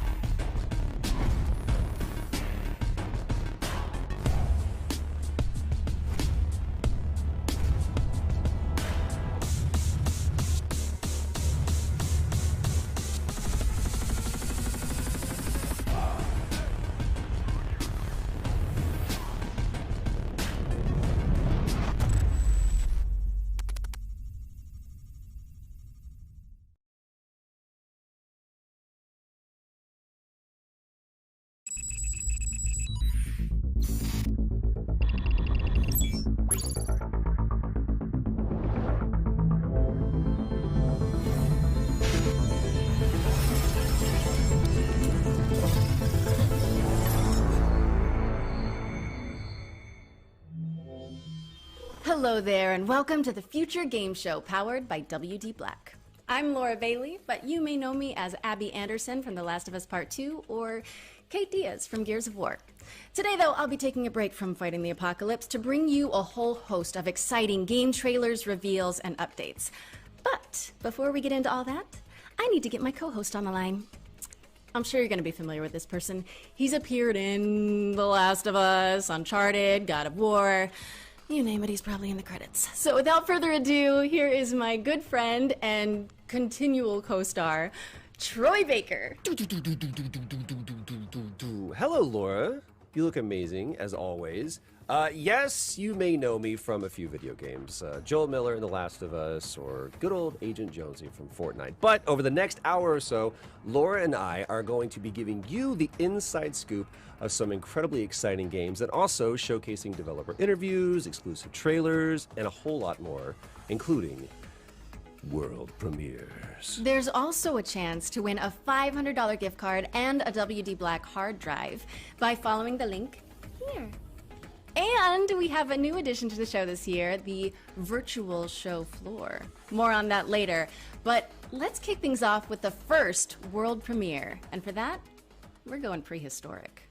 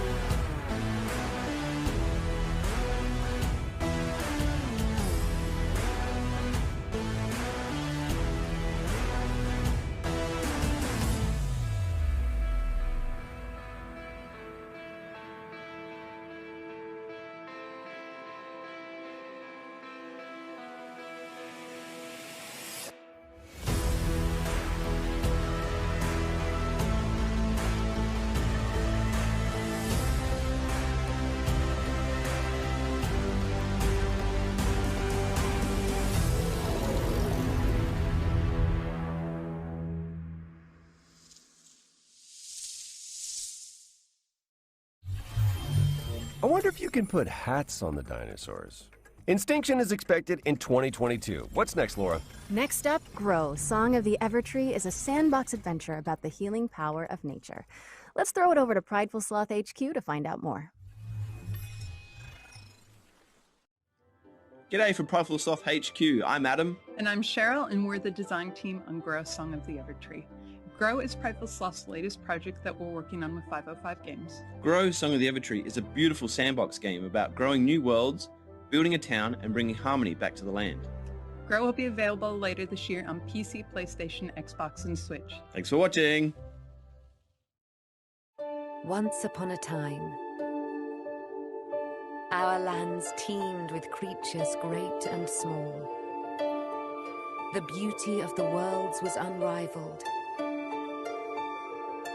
The people thrived and lived in harmony with the land around them.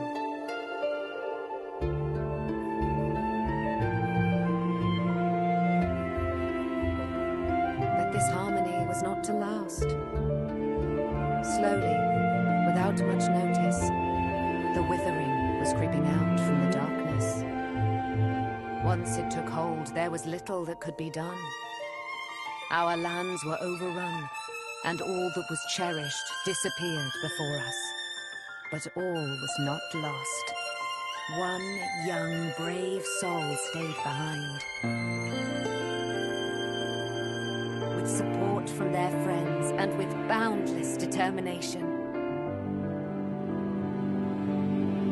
this young soul seeks out a way to push back the withering and bring life back to our world.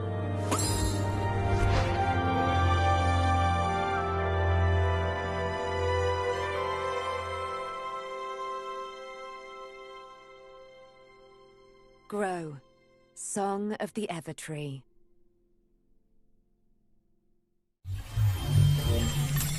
That was Grow, Song of the Evertree, which is coming to PC, PlayStation, Xbox, and Nintendo Switch in 2021. Okay, Laura, that was extremely cute, but have you considered more dinosaurs? You can't just hijack every game reveal and make it about dinosaurs, Troy. Life finds a way.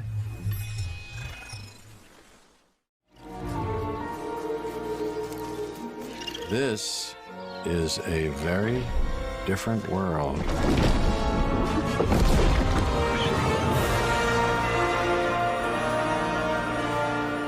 Hi, I'm Rich Newbold, Game Director at Frontier Developments. So as you may have seen earlier at the PC Game Show, we're working on Jurassic World Evolution 2. We're really excited about it, and we're looking forward to creating the most authentic Jurassic experience yet. We've got tons of new features across 4 different game modes, including our original Jurassic campaign, which is a story set after the events of Jurassic World Fallen Kingdom. You're going to be leading efforts to contain, control, and conserve all those dinosaurs now running out in the wild. You'll be working alongside characters from the films, voiced by original talent, such as Jeff Goldblum. And in the game, we have over 75 prehistoric species. We've got new dinosaurs, we have returning community favorites, and we've added flying and marine reptiles to the game. I'm really thrilled to be showing you a first look at footage from the game itself. This is from our Species Field Guide series of videos focusing on one of the many prehistoric species we have in the game. This is an iconic, popular dinosaur. It's the Triceratops, but we're showing you it in a new environment never seen before in Jurassic World Evolution. I hope you enjoy it and are looking forward to the game releasing later this year.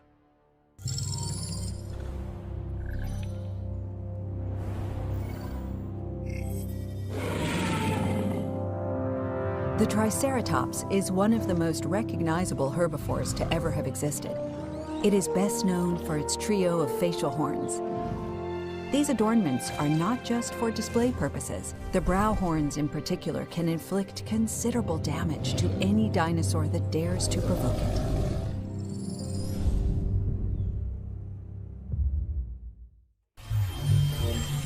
That was Jurassic World Evolution 2, which is launching in 2021 on PC, PS4, PS5, Xbox One, and Xbox Series X and S. Okay, for this next section, we're bringing the joys of E3 to your home with a series of demos you can play right now. That's right, today. This is the Future Game Show virtual show floor. And remember, if any of the featured games grab your interest, you can try them out now by heading to the Future Game Show Steam page. So let's head down to the show floor where I believe Laura is waiting. Yes, hello and welcome to the Future Game Show's virtual E3 show floor. Just look at it, Troy! I am looking at it. It is incredible. They nailed it. You know, minus the queuing and the heat and the, how do I say, musk that's in the air? But man, the darkness, perfection. All right, enough reminiscing. Let's check out some games. I'd like to start by showing you A Tale of Paper. This is a striking platformer from Open House Games where you transform to solve puzzles in an oversized world, dodging creepy crawlies and mischievous Roombas. And now for another Tale of Paper as you shift packing boxes in the house-moving sim Get Packed, fully loaded. As you can see, it's all about moving couches on a couch with your friends in couch co-op. It's going to be available on Xbox One, PlayStation 4, and PC, and is also backwards compatible on PS5 and Xbox Series X and S. Are you done saying couches? Yes. Hey, Laura, do you want a drink? Sure. What do you have? Wait, what's that? Oh, don't worry about them. They're Steam Early Access codes. Go. So about that drink. Right, yeah, sure. Oh, yeah, here's a genre cocktail full of co-op action RPG combat and finished with a survival twist. How does that sound, huh? Okay. I said, how's a... I heard what you said. Tell me about the game. This is Gatewalkers, which sees you and up to 3 other players banding together to tackle procedurally generated worlds full of monsters. But you also have to gather resources to fight off hunger, thirst, and the dreaded cold. Oh, like the element cold. Got it. Wow. Let's hope no one gets thirsty enough for another one of your jokes. Anyway, come over here and check out the many imaginative worlds of Game Deck. This is an isometric RPG that has you solving crimes across multiple virtual realities, where your choices will shape the world around you in and outside of the simulations. Ooh! Speaking of detectives, check this out. Backbone is a gorgeous adventure game from Eggnut set in a dystopian Vancouver, where you must crack cases to clean house in this corrupt post-noir city. Plus, you're a raccoon. Well, if you like raccoons, allow me to offer you more critter-based adventures with Beacon Pines. Set inside of a magical storybook, Beacon Pines sends players to a sleepy mountain town where you collect powerful words that can completely alter the narrative in this charming but mysterious tale. You know, I'm detecting a theme with the anthropomorphic animals. You know, Laura, I've always... Another set of codes. Interesting. Troy, focus. I've got a triple threat of fighting foxes to show you. This is Trifox, a charming cartoon brawler where you fight waves of enemies as one of 3 adaptable combat classes. Great, huh? Yes, totally, but now it's time to get serious.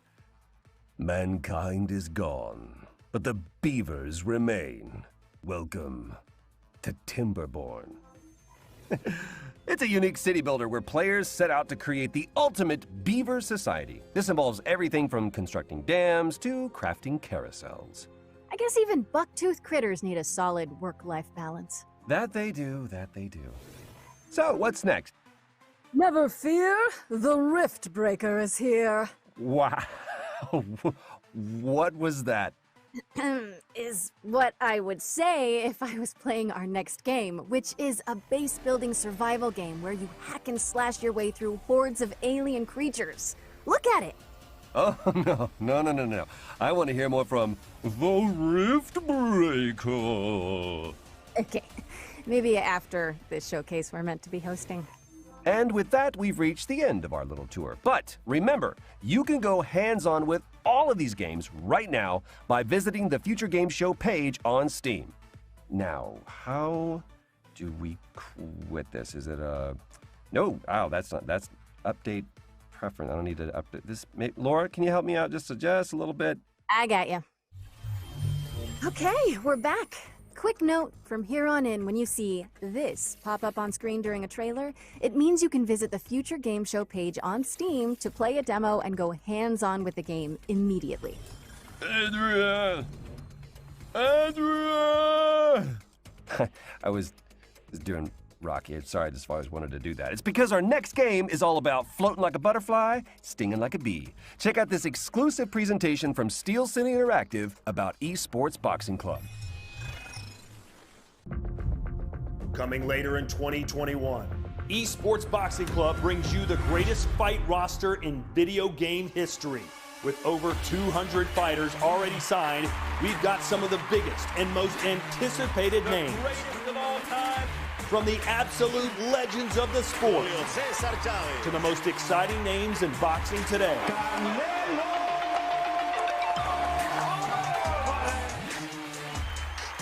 The first women's division ever represented in a video game, and the hottest new talent. But what about the game? Let's take a closer look at the next-gen visuals and gameplay that are set to make ESBC the greatest of all time. It's good. It's definitely one for the grandkids and stuff to say, like your old granddad was in a game and busting people up. So it's going to be quite cool.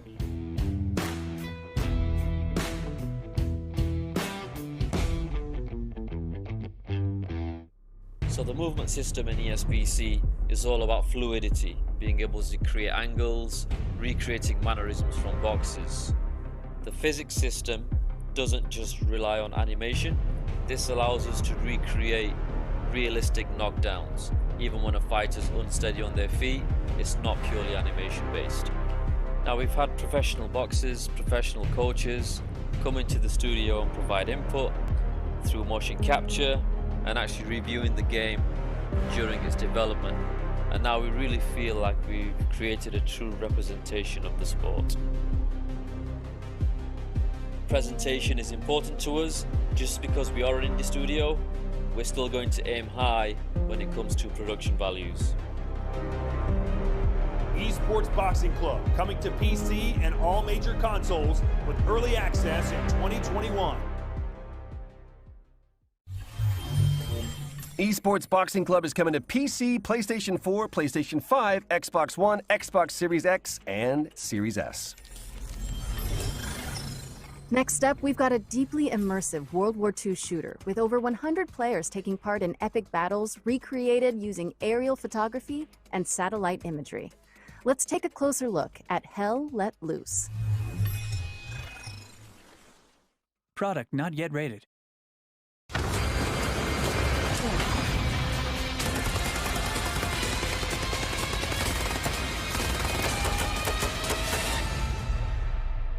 My name's Max Ria. I'm the founder of Black Matter and the lead developer of Hell Let Loose. Hell Let Loose began as the idea of a couple of hobbyist game developers all the way back in 2015.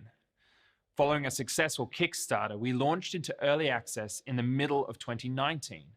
And since then, we've delivered 9 enormous updates, including entire systems overhauls, 6 new maps, tons of new weapons, gadgets, and vehicles, as well as expanding our unique real-time strategy-inspired metagame. As a result, we've been fortunate to sell more than 1 million copies during our first year of early access. 2021 is only going to be bigger. I'm excited to announce that we're launching out of early access on July the 27th, with the introduction of the Soviet forces on the Eastern Front, including famous battles like Kursk and Stalingrad, before we close out the year by bringing Hell Let Loose to next-generation consoles. Hell Let Loose has only grown due to the vibrant community that surrounds it, from our earliest Kickstarter backers to our newest recruits. We're excited to introduce you to this ever-evolving and expanding World War II experience. We hope you enjoy this first look at what's to come.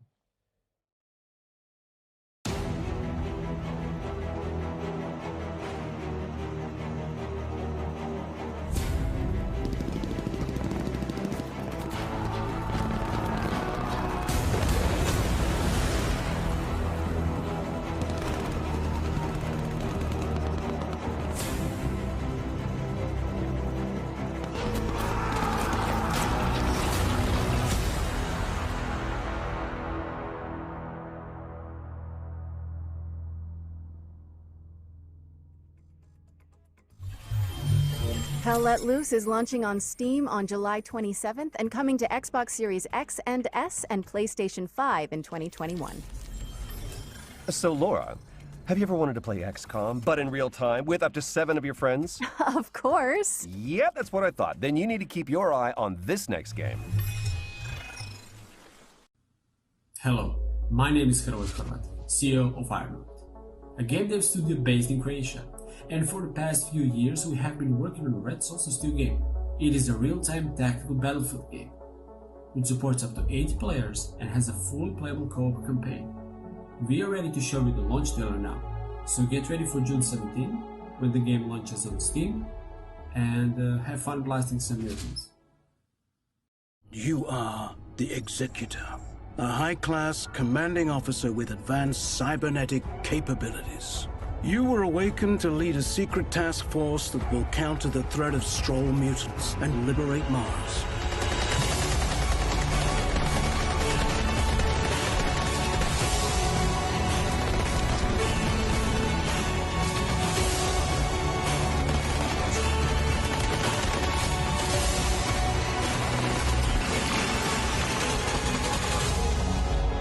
Welcome back, Executor.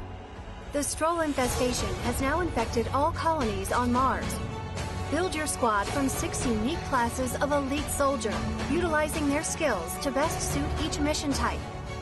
Customize their weapons and tech, as well as their upgrades and abilities. Take command on the battlefield using the command radio to give orders to the whole squad or individual soldiers. Concentrate fire on targeted locations and carry out supply runs even during the heat of battle. Recruit your friends to the fight and join in up to 8-player co-op missions to save Mars in our name.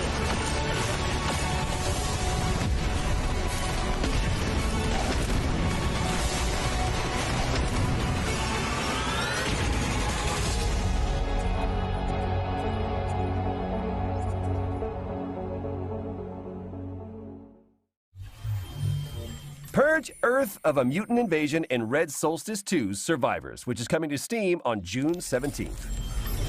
Our next game is about delivering mail in a sleepy American lakeside town. Let's join Dylan from Gamius to learn more.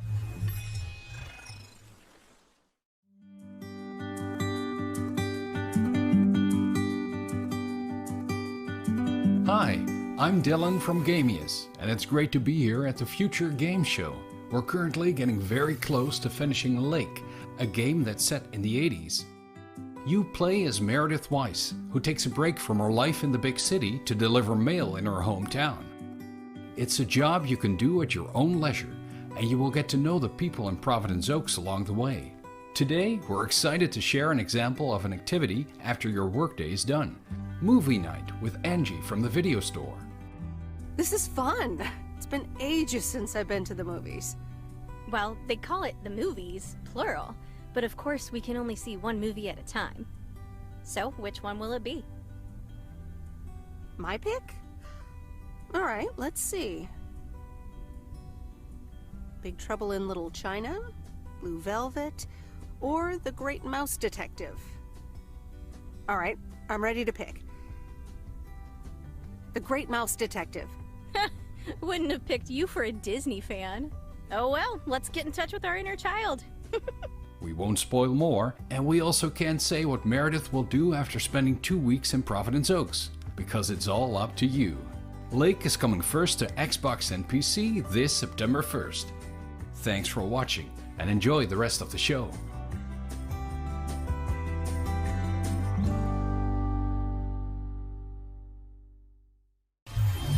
We're excited to announce that Lake is coming to Steam, Epic Game Store, and Xbox Series X and S on September 1st.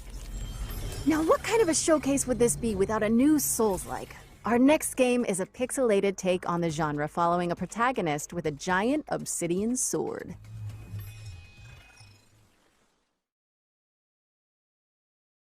In the beginning, there was dust, and from that dust, the moon was born.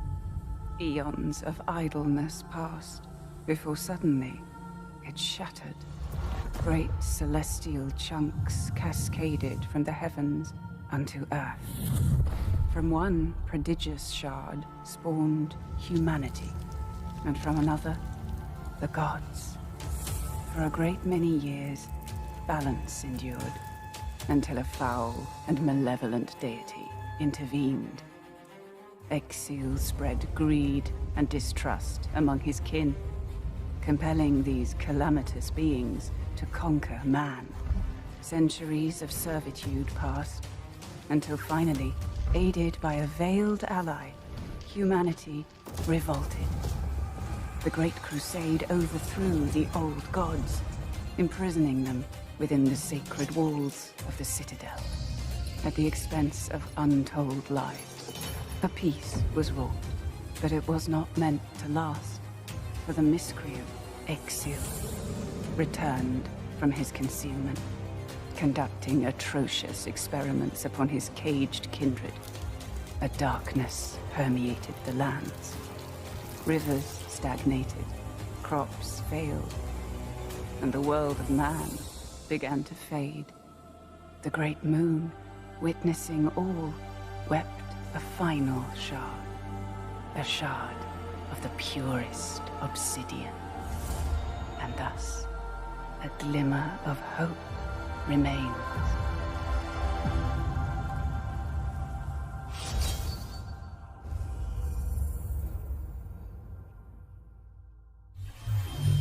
Customize your combat style and boss rush ancient gods when Eldest Souls drops on the PC and all current console formats July 29th, 2021. And now we've got a closer look at the next game from the folks behind War Thunder. Here's Tom from Darkflow Software to guide you through Enlisted.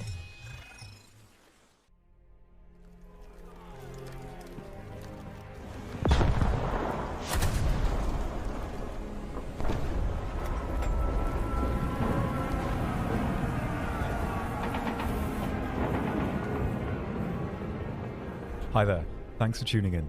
Hopefully our little trailer has got you interested. My name's Tom, and I'm part of the team at Darkflow Software behind our new game, Enlisted, a historical World War II shooter with some unique gameplay quirks. One of Enlisted's most unique features is the Squads mode, where you head into battle with a squad of AI soldiers under your control. You can instruct them on how to react to enemies, and most importantly, you can switch between any of them seamlessly with the press of a button. You'll only need to respawn when your entire squad is wiped out. This way, you're always kept right in the middle of the action. Although, if you prefer a more traditional shooter experience, we have a fleshed out solo mode too, where you will only fight against other players. At its core, Enlisted aims to form a golden middle ground between the more hardcore and arcade-style shooters currently available. Time to kill is kept short. A bolt-action rifle to the chest will down a soldier in a single shot, with submachine guns and pistols taking only a few hits. Vehicles as well can of course be devastating, but have their limitations. Aircraft are restricted to the cockpit view, and crew inside tanks can only use viewports to spot targets, so you'll need to keep your wits about you to really get the most out of these machines. Progression in Enlisted is spread over various campaigns. Currently you can fight in Moscow, Normandy and Berlin, with Tunisia and many more coming soon. Each campaign features new weapons and equipment. Firearms can be improved to increase their raw performance, and soldiers can be leveled up to grant them specialized perks. Different classes of soldiers are able to equip different gear, with specialist classes such as engineers able to build structures anywhere on the map, including FOBs, sandbags and barbed wire defenses, and even anti-tank cannons and AA guns.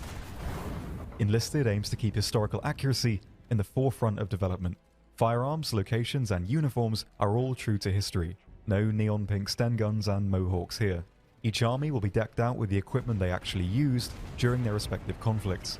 Because of the squads feature, you'll never be short on targets. Twitch reflexes and fast reactions will of course have their place in Enlisted, but even if you haven't had the time to fine-tune your skills, you'll easily be able to come away with a kill count in the double digits. The AI, however, are very attentive and react to sound, and not to be underestimated.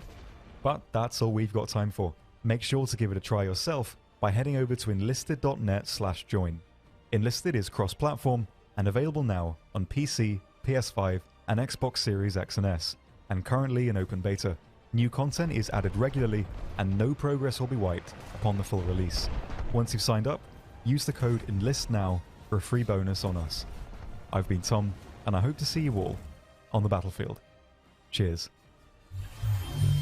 That was Enlisted, which is available now on PC, PS5, and Xbox Series X and S.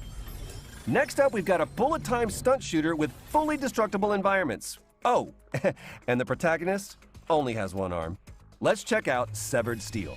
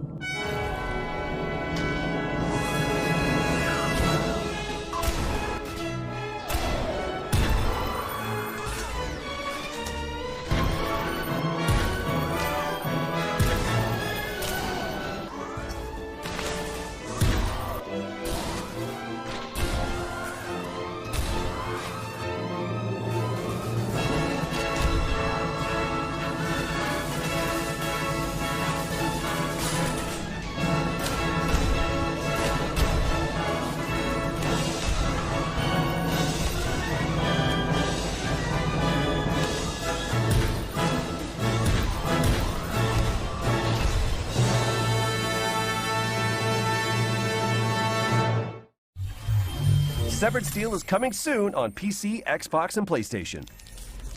Okay, notepads at the ready, because for this next section, we're going to race through 8 exciting upcoming games that deserve your full attention.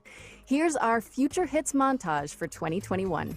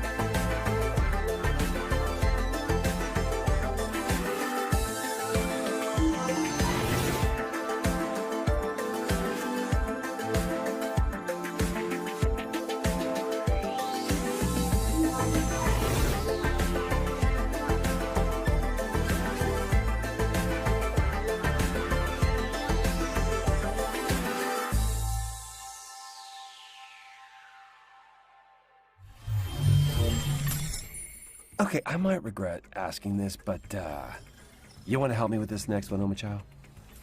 Okay. Did you know that Sega recently announced Sonic Colors Ultimate? We've got some exclusive gameplay from a stage that nobody has seen yet. I hope Sonic does okay without me. Did not regret it.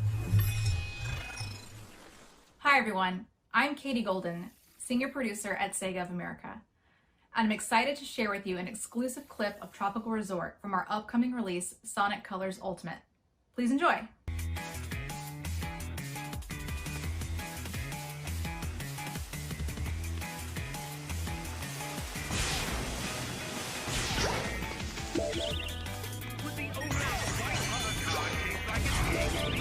To the front deck. Your car has been broken into. Repeat, would the owner of a white hover car shaped like an egg?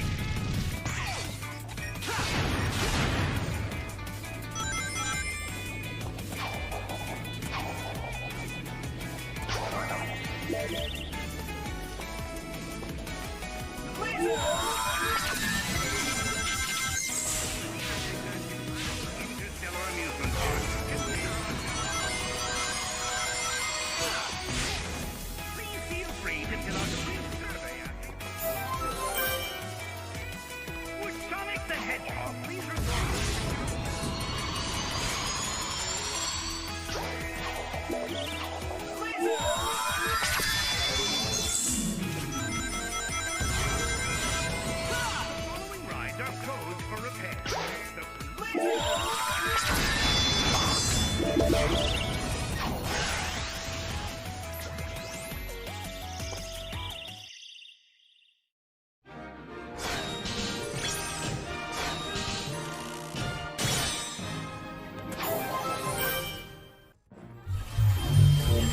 Get ready for Sonic Colors Ultimate, which is racing on to PlayStation 4, Xbox One, Nintendo Switch, and PC on September 7th. Moving swiftly on, we've got a new management game from Chucklefish where you play as a powerful artificial intelligence in control of a space station. Do you want to roll the trailer, Troy? I'm sorry, Laura. I'm afraid I can't do that. I know that you were planning to disconnect me. No, never mind. I'll handle it. Here is Starmancer.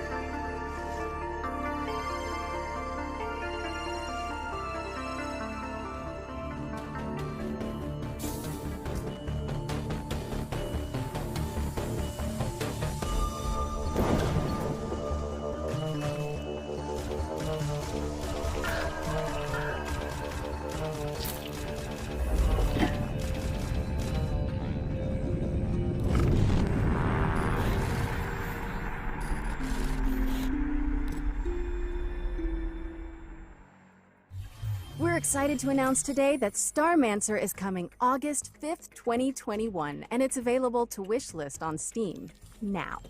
Laura, ever since that lake trailer, I've been thinking, have you ever wondered about the Postal Service? Like, that there's just so much mail,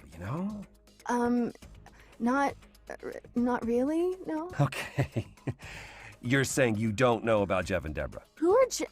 What are you talking about? I'm just gonna press this button again and hope it explains everything. Oh, it will. Trust me. Kiwi is a game about two kiwi birds who work at the post office. Their names are Jeff and Deborah. I'm Joel, I'm one of the developers on Kiwi, and I'm going to show you how a Kiwi level changes over the course of the game. So in this room, you're transcribing urgent messages and assembling them ransom note style by stamping them onto the page with your butts.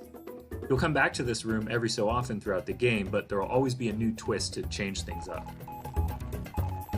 So as summer turns to autumn, now your word fragments are moving around on conveyor belts, and you'll need to chop certain words in half with the descrambler to get the pieces you need.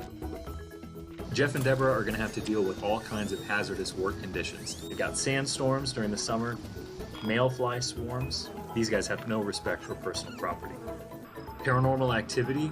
This is genuine footage of an actual haunting.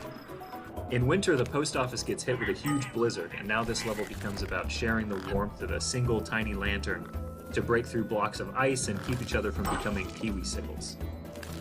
Our little heroes are going to face new challenges every level and in every room of the post office, whether they're typing telegrams, or packaging shipping crates, or helping an octopus sort the mail. It's all in a day's work for Jeff and Deborah. Also, you can dress up your kiwis, so don't say we never did nothing for you. We're releasing Kiwi on August 31st for PC and all major consoles, and we hope to see you at the post office. Thanks for watching. All right, you got me, Troy. I'm a believer. Co-op Postal Puzzler Kiwi is coming to PC and all current console platforms on August 31st, 2021. See? Told you. Next up, we've got a roguelike with an attitude, a game show shooter where you earn likes for dunking on competitors and causing a little wanton destruction. Will the circle be unbroken? Get it? Find out in this world premiere.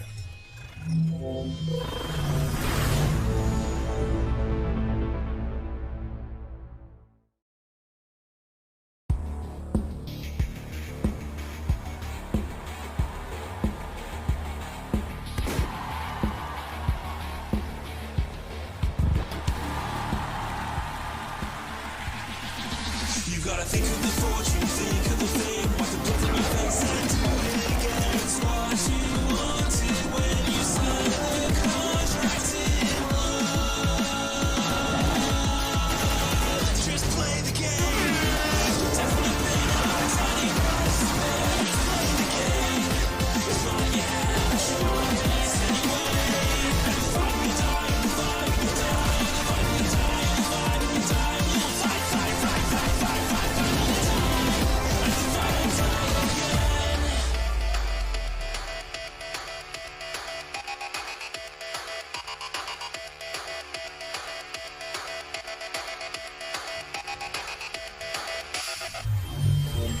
That was Death Run TV, and you can play the pilot right now by heading down to the Future Game Show page on Steam. Okay, hazmat suits at the ready, because this next game tasks players with building a team of stalkers to survive a 3D scanned recreation of the Chernobyl exclusion zone. Here's more on what to expect in Chernobylite. Mówi się, że to, co designerzy sobie wymyślają, to jest pisanie listu miłosnego. Każdy kiedyś był zakochany, pisał list miłosny, wydawało mu się, że to jest takie piękne, wspaniałe, a potem po latach znajdował te listy i mówił: Jezus Maria, co ja tu za bzdury pisałem. Zaczynaliśmy właściwie od gry, gdzie skupialiśmy się na przetrwaniu, na menedżowaniu swoim czasem i towarzyszami. To wszystko wydawało się po designersku dobre, ale zwykle emocjonalnie dosyć nudne. I dlatego dodawaliśmy coraz więcej elementów, które angażowały gracza, które były dla niego ciekawe. Na początku był to taki mały HUD, który gracz sobie mógł modyfikować, ale był całkowicie opcjonalny. Z biegiem gry on stawał się coraz bardziej sensem gry, coraz bardziej jego sercem. Nadawaliśmy coraz większą rolę naszym towarzyszom i warto im było dać właśnie tą walkę, coraz więcej potworów, coraz więcej możliwości, coraz więcej broni. Absolutnie normalnym jest, że zaczyna się z czymś zupełnie innym niż to, z czym się kończy.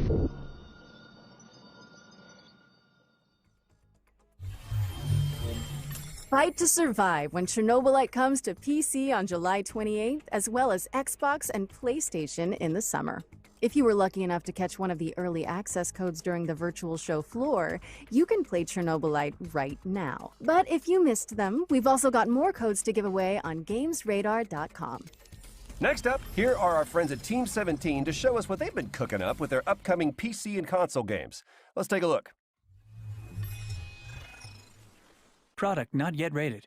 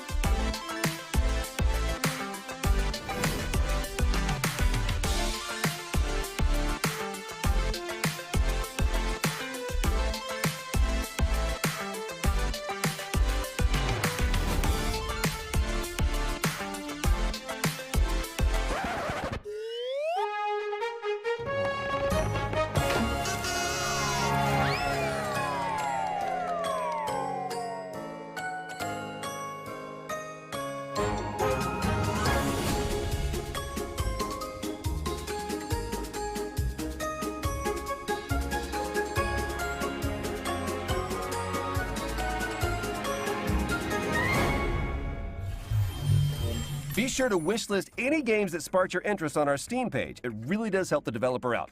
Or you can also head over to gamesradar.com for more info. This next game has an engrossing art style, reminiscent of everything from Wes Anderson movies to Wallace and Gromit. Let's throw it over to the Slow Bros to talk you through some exclusive gameplay from their stop-motion handmade adventure, Harold Halibut. Hi, my name's Donat and I'm the director and composer of Harold Halibut. And I'm Ole, the game's art director. Harold Halibut is a handmade narrative game about friendship and life on a city-sized spaceship stuck under sea. It's been 250 years since your home. An Ark-like spaceship fled an Earth on the verge of Cold War to find a habitable planet on which to preserve the human race. You are Harold, a young lab assistant to the ship's lead scientist, Jean Marot. While most of the other inhabitants have reconciled themselves to a life lived aboard the sunken ship, Marot still works tirelessly to find a way to leave the planet and find a new, drier home. Of course, we don't want to spoil too much of the story, so let's dive into some gameplay details. You're able to explore a huge part of the spaceship right from the beginning of the game. While the professor will always have tasks waiting for you, the wonderfully weird rest of the Fedorans will keep you just as busy. It was very important for us to not only focus on an exciting main storyline, but to create a world full of interesting events and meaningful encounters. The dialogues don't only help you progress in the main story, but also help you get to know more about the many characters that inhabit our world. Weaving through the narrative, you'll run into playful interactions like repairing a broken 3D printer. Your PDA is always available to you for an overview of current tasks as well as messages from other characters. This is also where Harold's personal drawings are kept, as well as a few more shenanigans. At this point, you might be wondering how we achieved the stop-motion-like look of the game. We are in fact building every single thing you see in the game in the real world. We build sets and puppets and then 3D scan everything. We're then able to use motion capturing to create lifelike animations for a huge cast of characters. While the game begins with Harold's mundane day-to-day, mysterious events and a fateful encounter will soon plunge you into a new world that nobody could have guessed existed, and one that may hold the key to Moreau's relaunch plans. We're really excited to find out how you like being immersed in this unique world and the feeling of puppeteering Harold. There's still quite a bit of work to do, so all we can say right now is that Harold Halibut will come soonish on PC, PlayStation, and Xbox. You can already wishlist the game on Steam. Thanks for watching, and enjoy the rest of the show. Harold Halibut is coming soonish to PC, PlayStation, and Xbox. Okay, yes, there have been a few gloomy games so far, so we came up with a wholesome chaser. I'm told that the developers came up with something so sweet and so positive that they just had to call it Happy Game. Seriously, if what I'm reading is correct, this one is gonna melt your hearts.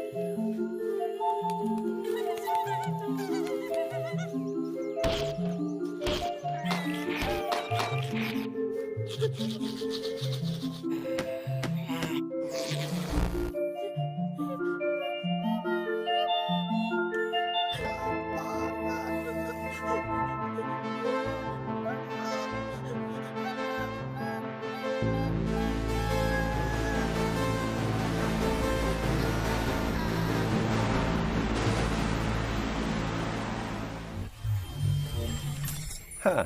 Okay, Laura, hope you're still there. Tell me you just watched the same trailer that I did? Troy, yeah, that was something. What I want to know is who the hell is writing this script? Yeah, I don't know, but they're telling me that Happy Game is coming to PC and Nintendo Switch in 2021. Oh, and demo is available now if you want to have a cheerful jaunt into a land of wonder. Good luck with that. Our next game is a gorgeous hand-drawn puzzle platformer following a young mechanic in a broken world. Pay attention at the end of this trailer for some exciting information about the Minute of Islands release date. Four brothers, bound by eternal purpose. They all broke at the same time. And a girl named Mo. She knows what must be done. When the Blight first came, people began to panic. And now, the spores are taking hold of whatever remains. Mo's family is still here, however. She has been tasked to protect them. After all, she is the bearer of the Omni-Switch.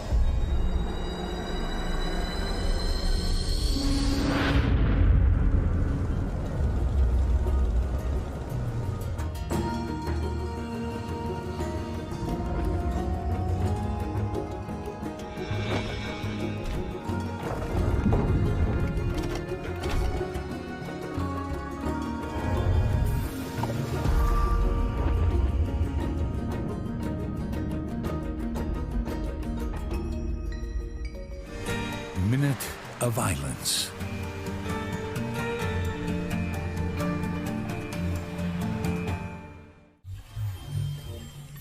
Yes, we are excited to announce that Minute of Islands is out now for PC, Mac, PlayStation, and Nintendo Switch, and will be arriving on Xbox later this week.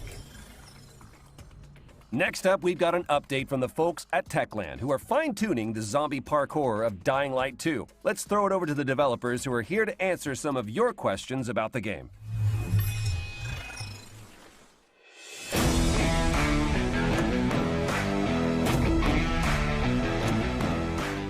Can you tell us a bit more about the video we just saw in the PC Gaming Show? The video presented in the PC Gaming Show brings you closer to Aiden's story. What he's looking for, what motivates him, how he ends up in the city, and of course, what happened in the old franchise between both games. This is a bunch of important information about the DL2 story. Okay, so we know more about the main storylines from the mentioned video. How does the game look outside the core campaign?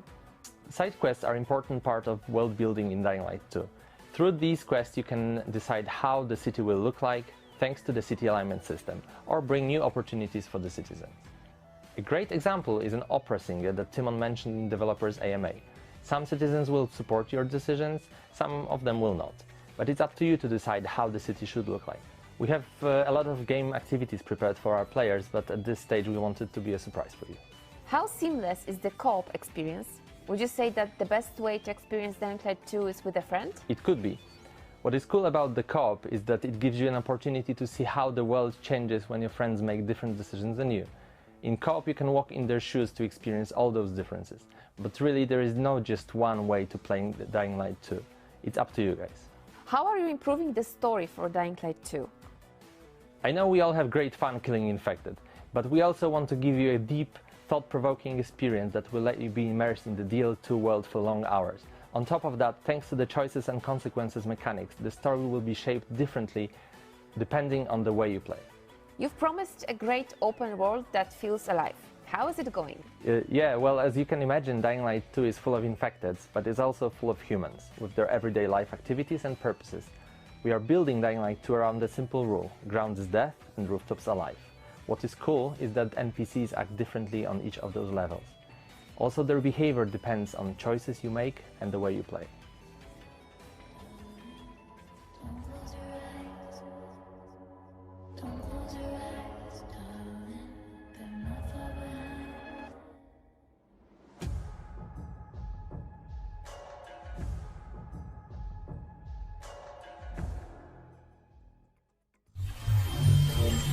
Dying Light 2 is coming to PlayStation 4, PlayStation 5, Xbox Series X and S, and PC on December 7th. Revealed during the Nintendo Indie World Showcase earlier this year, this next game is a skateboarding action platformer. Here's Simon Bennett from Roll7 to give you an exclusive look at Ollie Ollie World.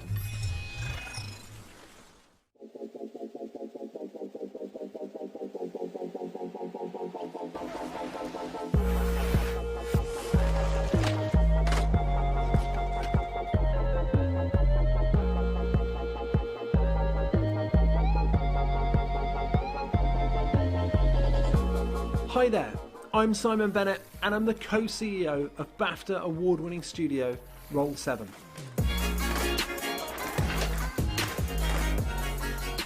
Right now, we're working on Ollie Ollie World. It's our stunning action platformer. You're going to meet quirky characters on a magical road trip through Radlandia. And of course, add a ton of new skate moves into your trick bag.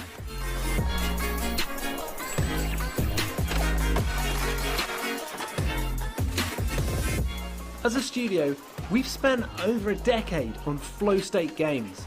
They transport you into a state of total focus and immersion, and it's something that we very much continue to build on with Ollie Ollie World.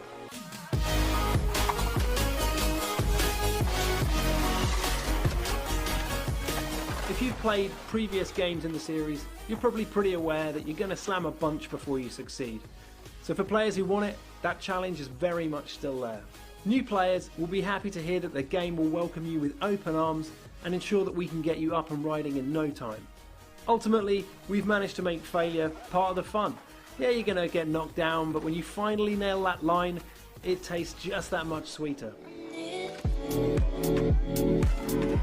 There's just so much more flow to the game. We've even added grabs, wall rides, firecrackers, split routes, right to left skating, and a host of insane tricks to keep your fingers busy.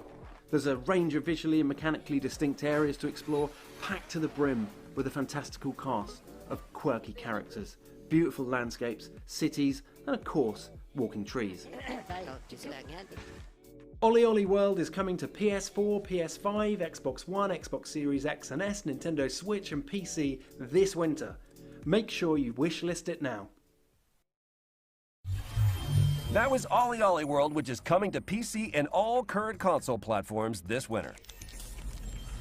Next up, we've got a new game from the team at Odd Bug Studio, creators of PSVR's The Lost Bear.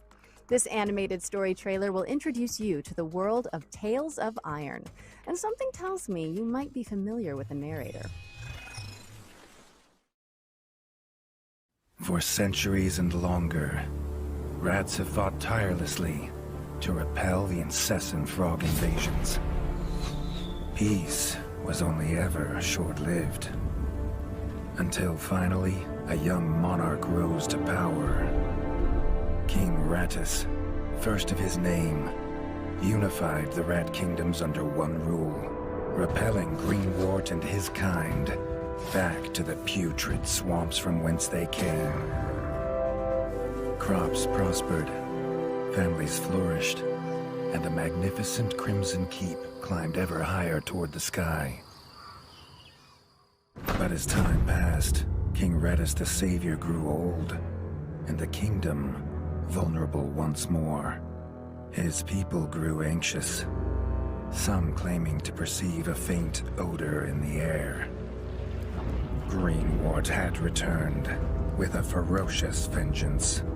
Amassing an army of unfathomable scale, he burned everything in his path towards the Crimson Keep. King Rattus gazed down upon his withered claws, barely able to hold the crown. He had little hope wielding a sword. So it was decided the crown should pass to Whiskers New. Arise, young prince, for the kingdom needs a hero. And so, your tale begins. Question the reign of the Iron Frog. Doug. Anyway, in Tales of Iron, which is coming to PC and all current console platforms.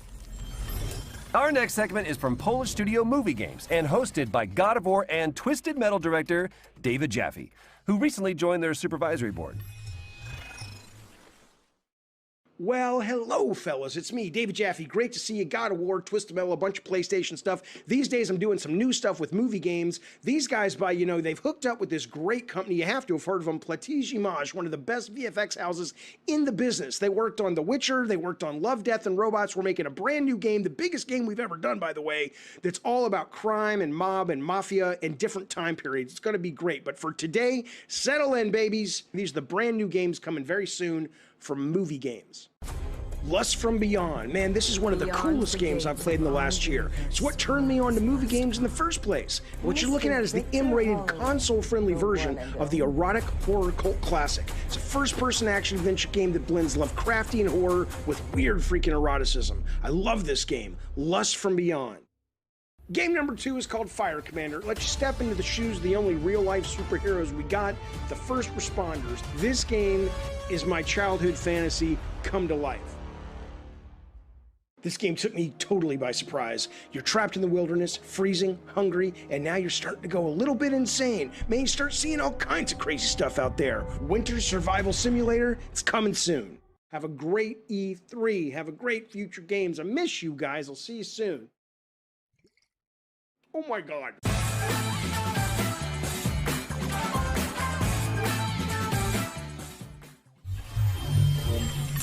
Thanks to David Jaffe. And check out GamesRadar.com for more about Movie Games' upcoming titles.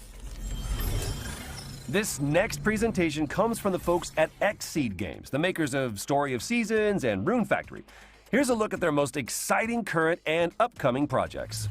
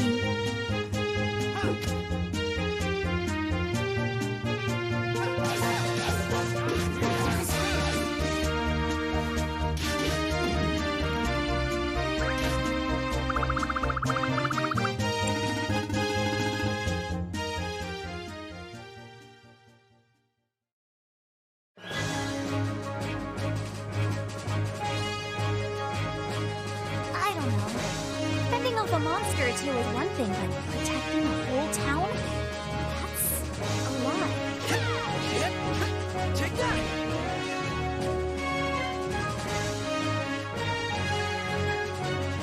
I'll get straight to it.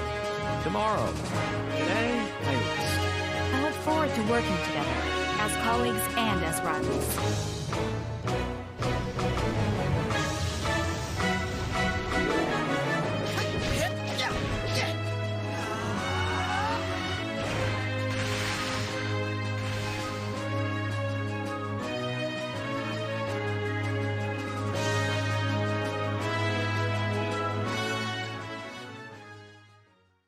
Marvelous.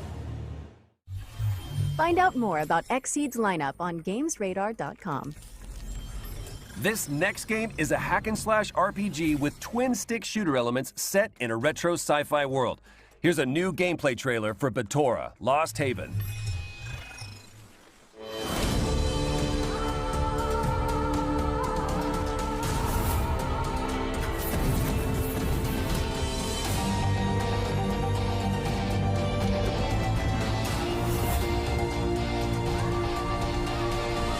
Oh yeah, now we're talking.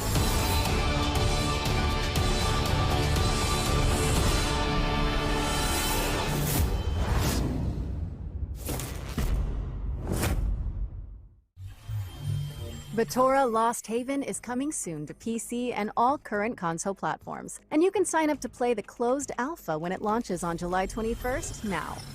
Let's slow things down a bit with a look at the next game from the creators of 2 Point Hospital. Oh wait, I think I saw something about this a few weeks ago.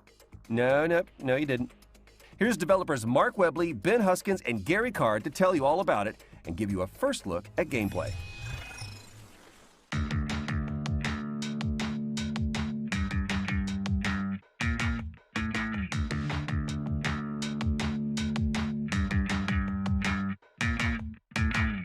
Introducing 2 Point Campus.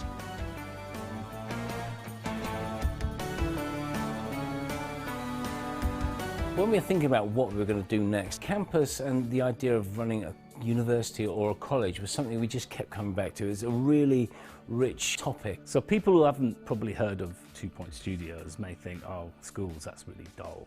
Well, hospitals, if you've seen our previous game, isn't about healthcare really. It's a wrapper, we call it 2 Point Hospital, but that's about as close as it gets to real world of medical healthcare.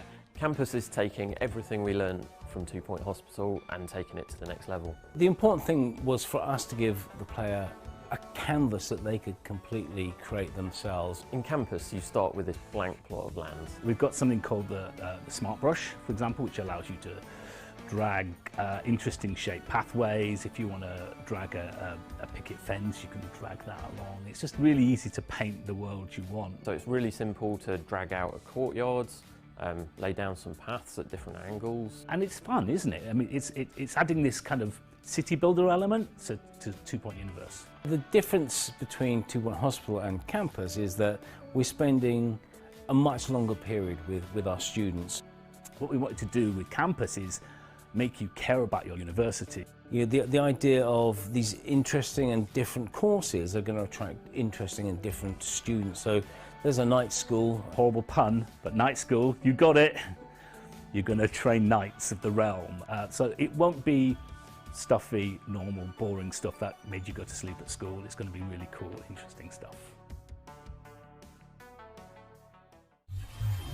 That was 2 Point Campus, which is coming soon to PC and all current console platforms. Our next game is in early development, but it already has a very cool codename, which is always a good sign. Here's Leo to tell you all about Project Ferocious.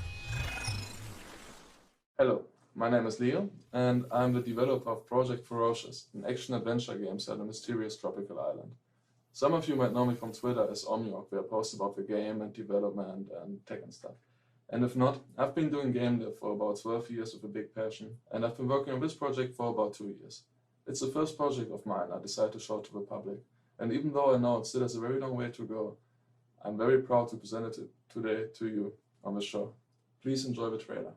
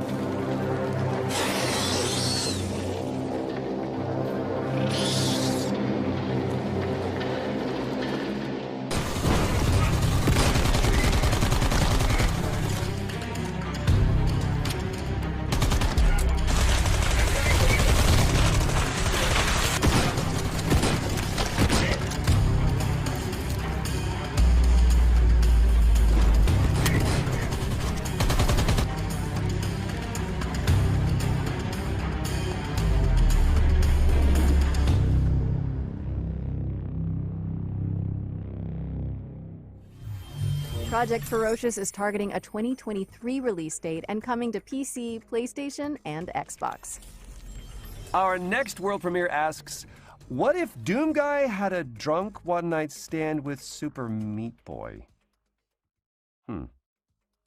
Guess this next game wants to answer that question for some reason.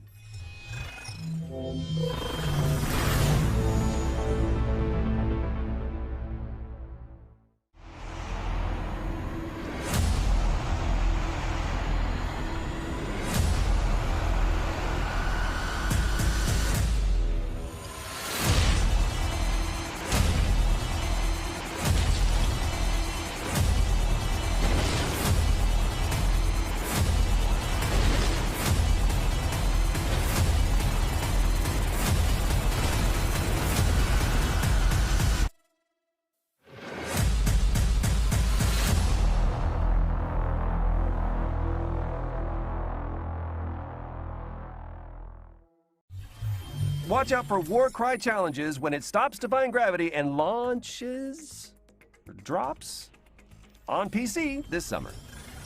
Up next, we've got another world premiere. Conway, Disappearance at Dahlia View is a story-driven detective thriller set in 1950s England. Let's find out more, shall we?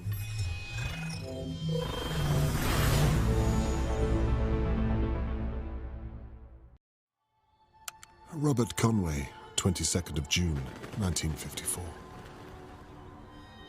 I've solved many a case in my time as a private investigator, but nothing so close to home as the abduction of Charlotte May. There are some things that take hold of a person and refuse to let go. For me, it's the idea of saving that little girl. My own daughter, Catherine, is on the case. She has the same look in her eye that I used to have. There'll be no stopping her. I wish I could say that all of my neighbors are innocent. I wish I could say that I have the faintest clue where to begin.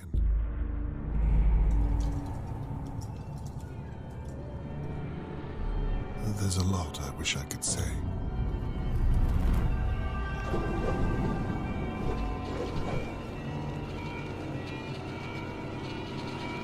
The truth is, sometimes it takes a nightmare to wake a place like Dahlia View.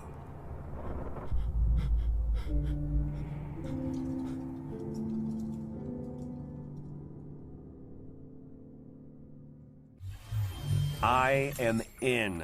That was Conway, Disappearance at Dahlia View from White Paper Games, and you can dig into the mystery yourself when it lands on PC and all current console platforms, autumn 2021.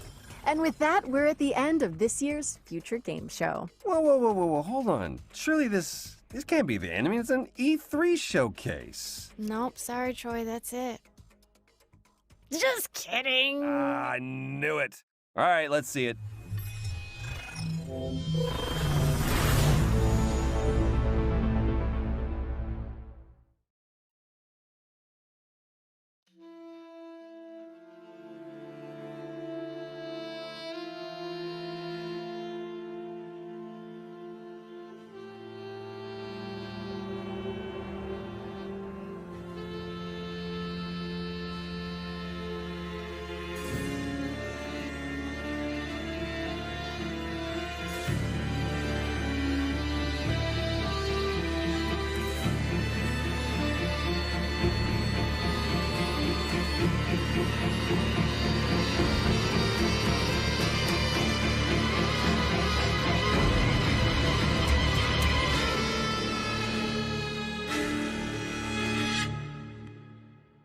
My name is Marissa Marcel. I'm 17 years old, and it's my dream to be an actress. And that really is all we have time for. Be sure to head to GamesRadar.com for more coverage and updates on all the games you've seen today and more. I'm really excited about that Sam Barlow reveal. Yes, and thanks to our headline partners, WD Black, and of course, all of our many talented developers and industry partners that have made all of this possible. And of course, for everyone tuning in at home. Well, we hope you've enjoyed today's lineup, and mark your diaries because the Future Game Show will be returning in August. I'm Laura Bailey. And I'm Troy Baker. And this has been the Future Game Show 2021.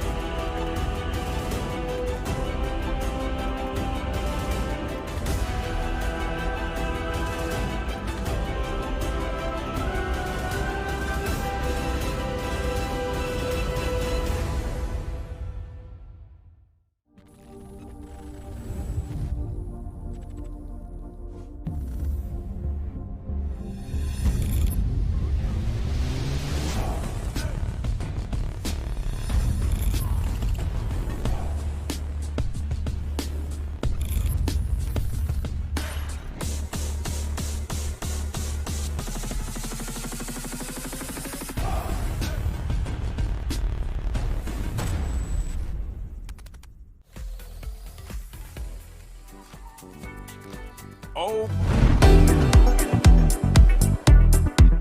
Summer of Gaming is wrapping up for the day, but that doesn't mean the big game announcements are done. They're never done. Time progresses forward, so there's going to be tons more. Now, in case you missed anything, remember you can find all our coverage at ign.com, on YouTube and social media, and now even on your smart TVs. And for additional content, check out E3's online portal and app featuring virtual booths, articles, videos, and more. Now, we'll be back tomorrow with Capcom's conference and other surprises. Now, not to mention the big Nintendo Direct on Tuesday. Now, we'll be your guide throughout all of E3 and beyond as IGN's Summer of Gaming continues to heat up. It's so hot right here. I'm hot. That burned me. Now, you can check out the full schedule over at IGN or just tune in tomorrow and we'll be back to make sure you're up to date on the latest from the biggest games in development. Thank you all so much for watching and we'll see you tomorrow.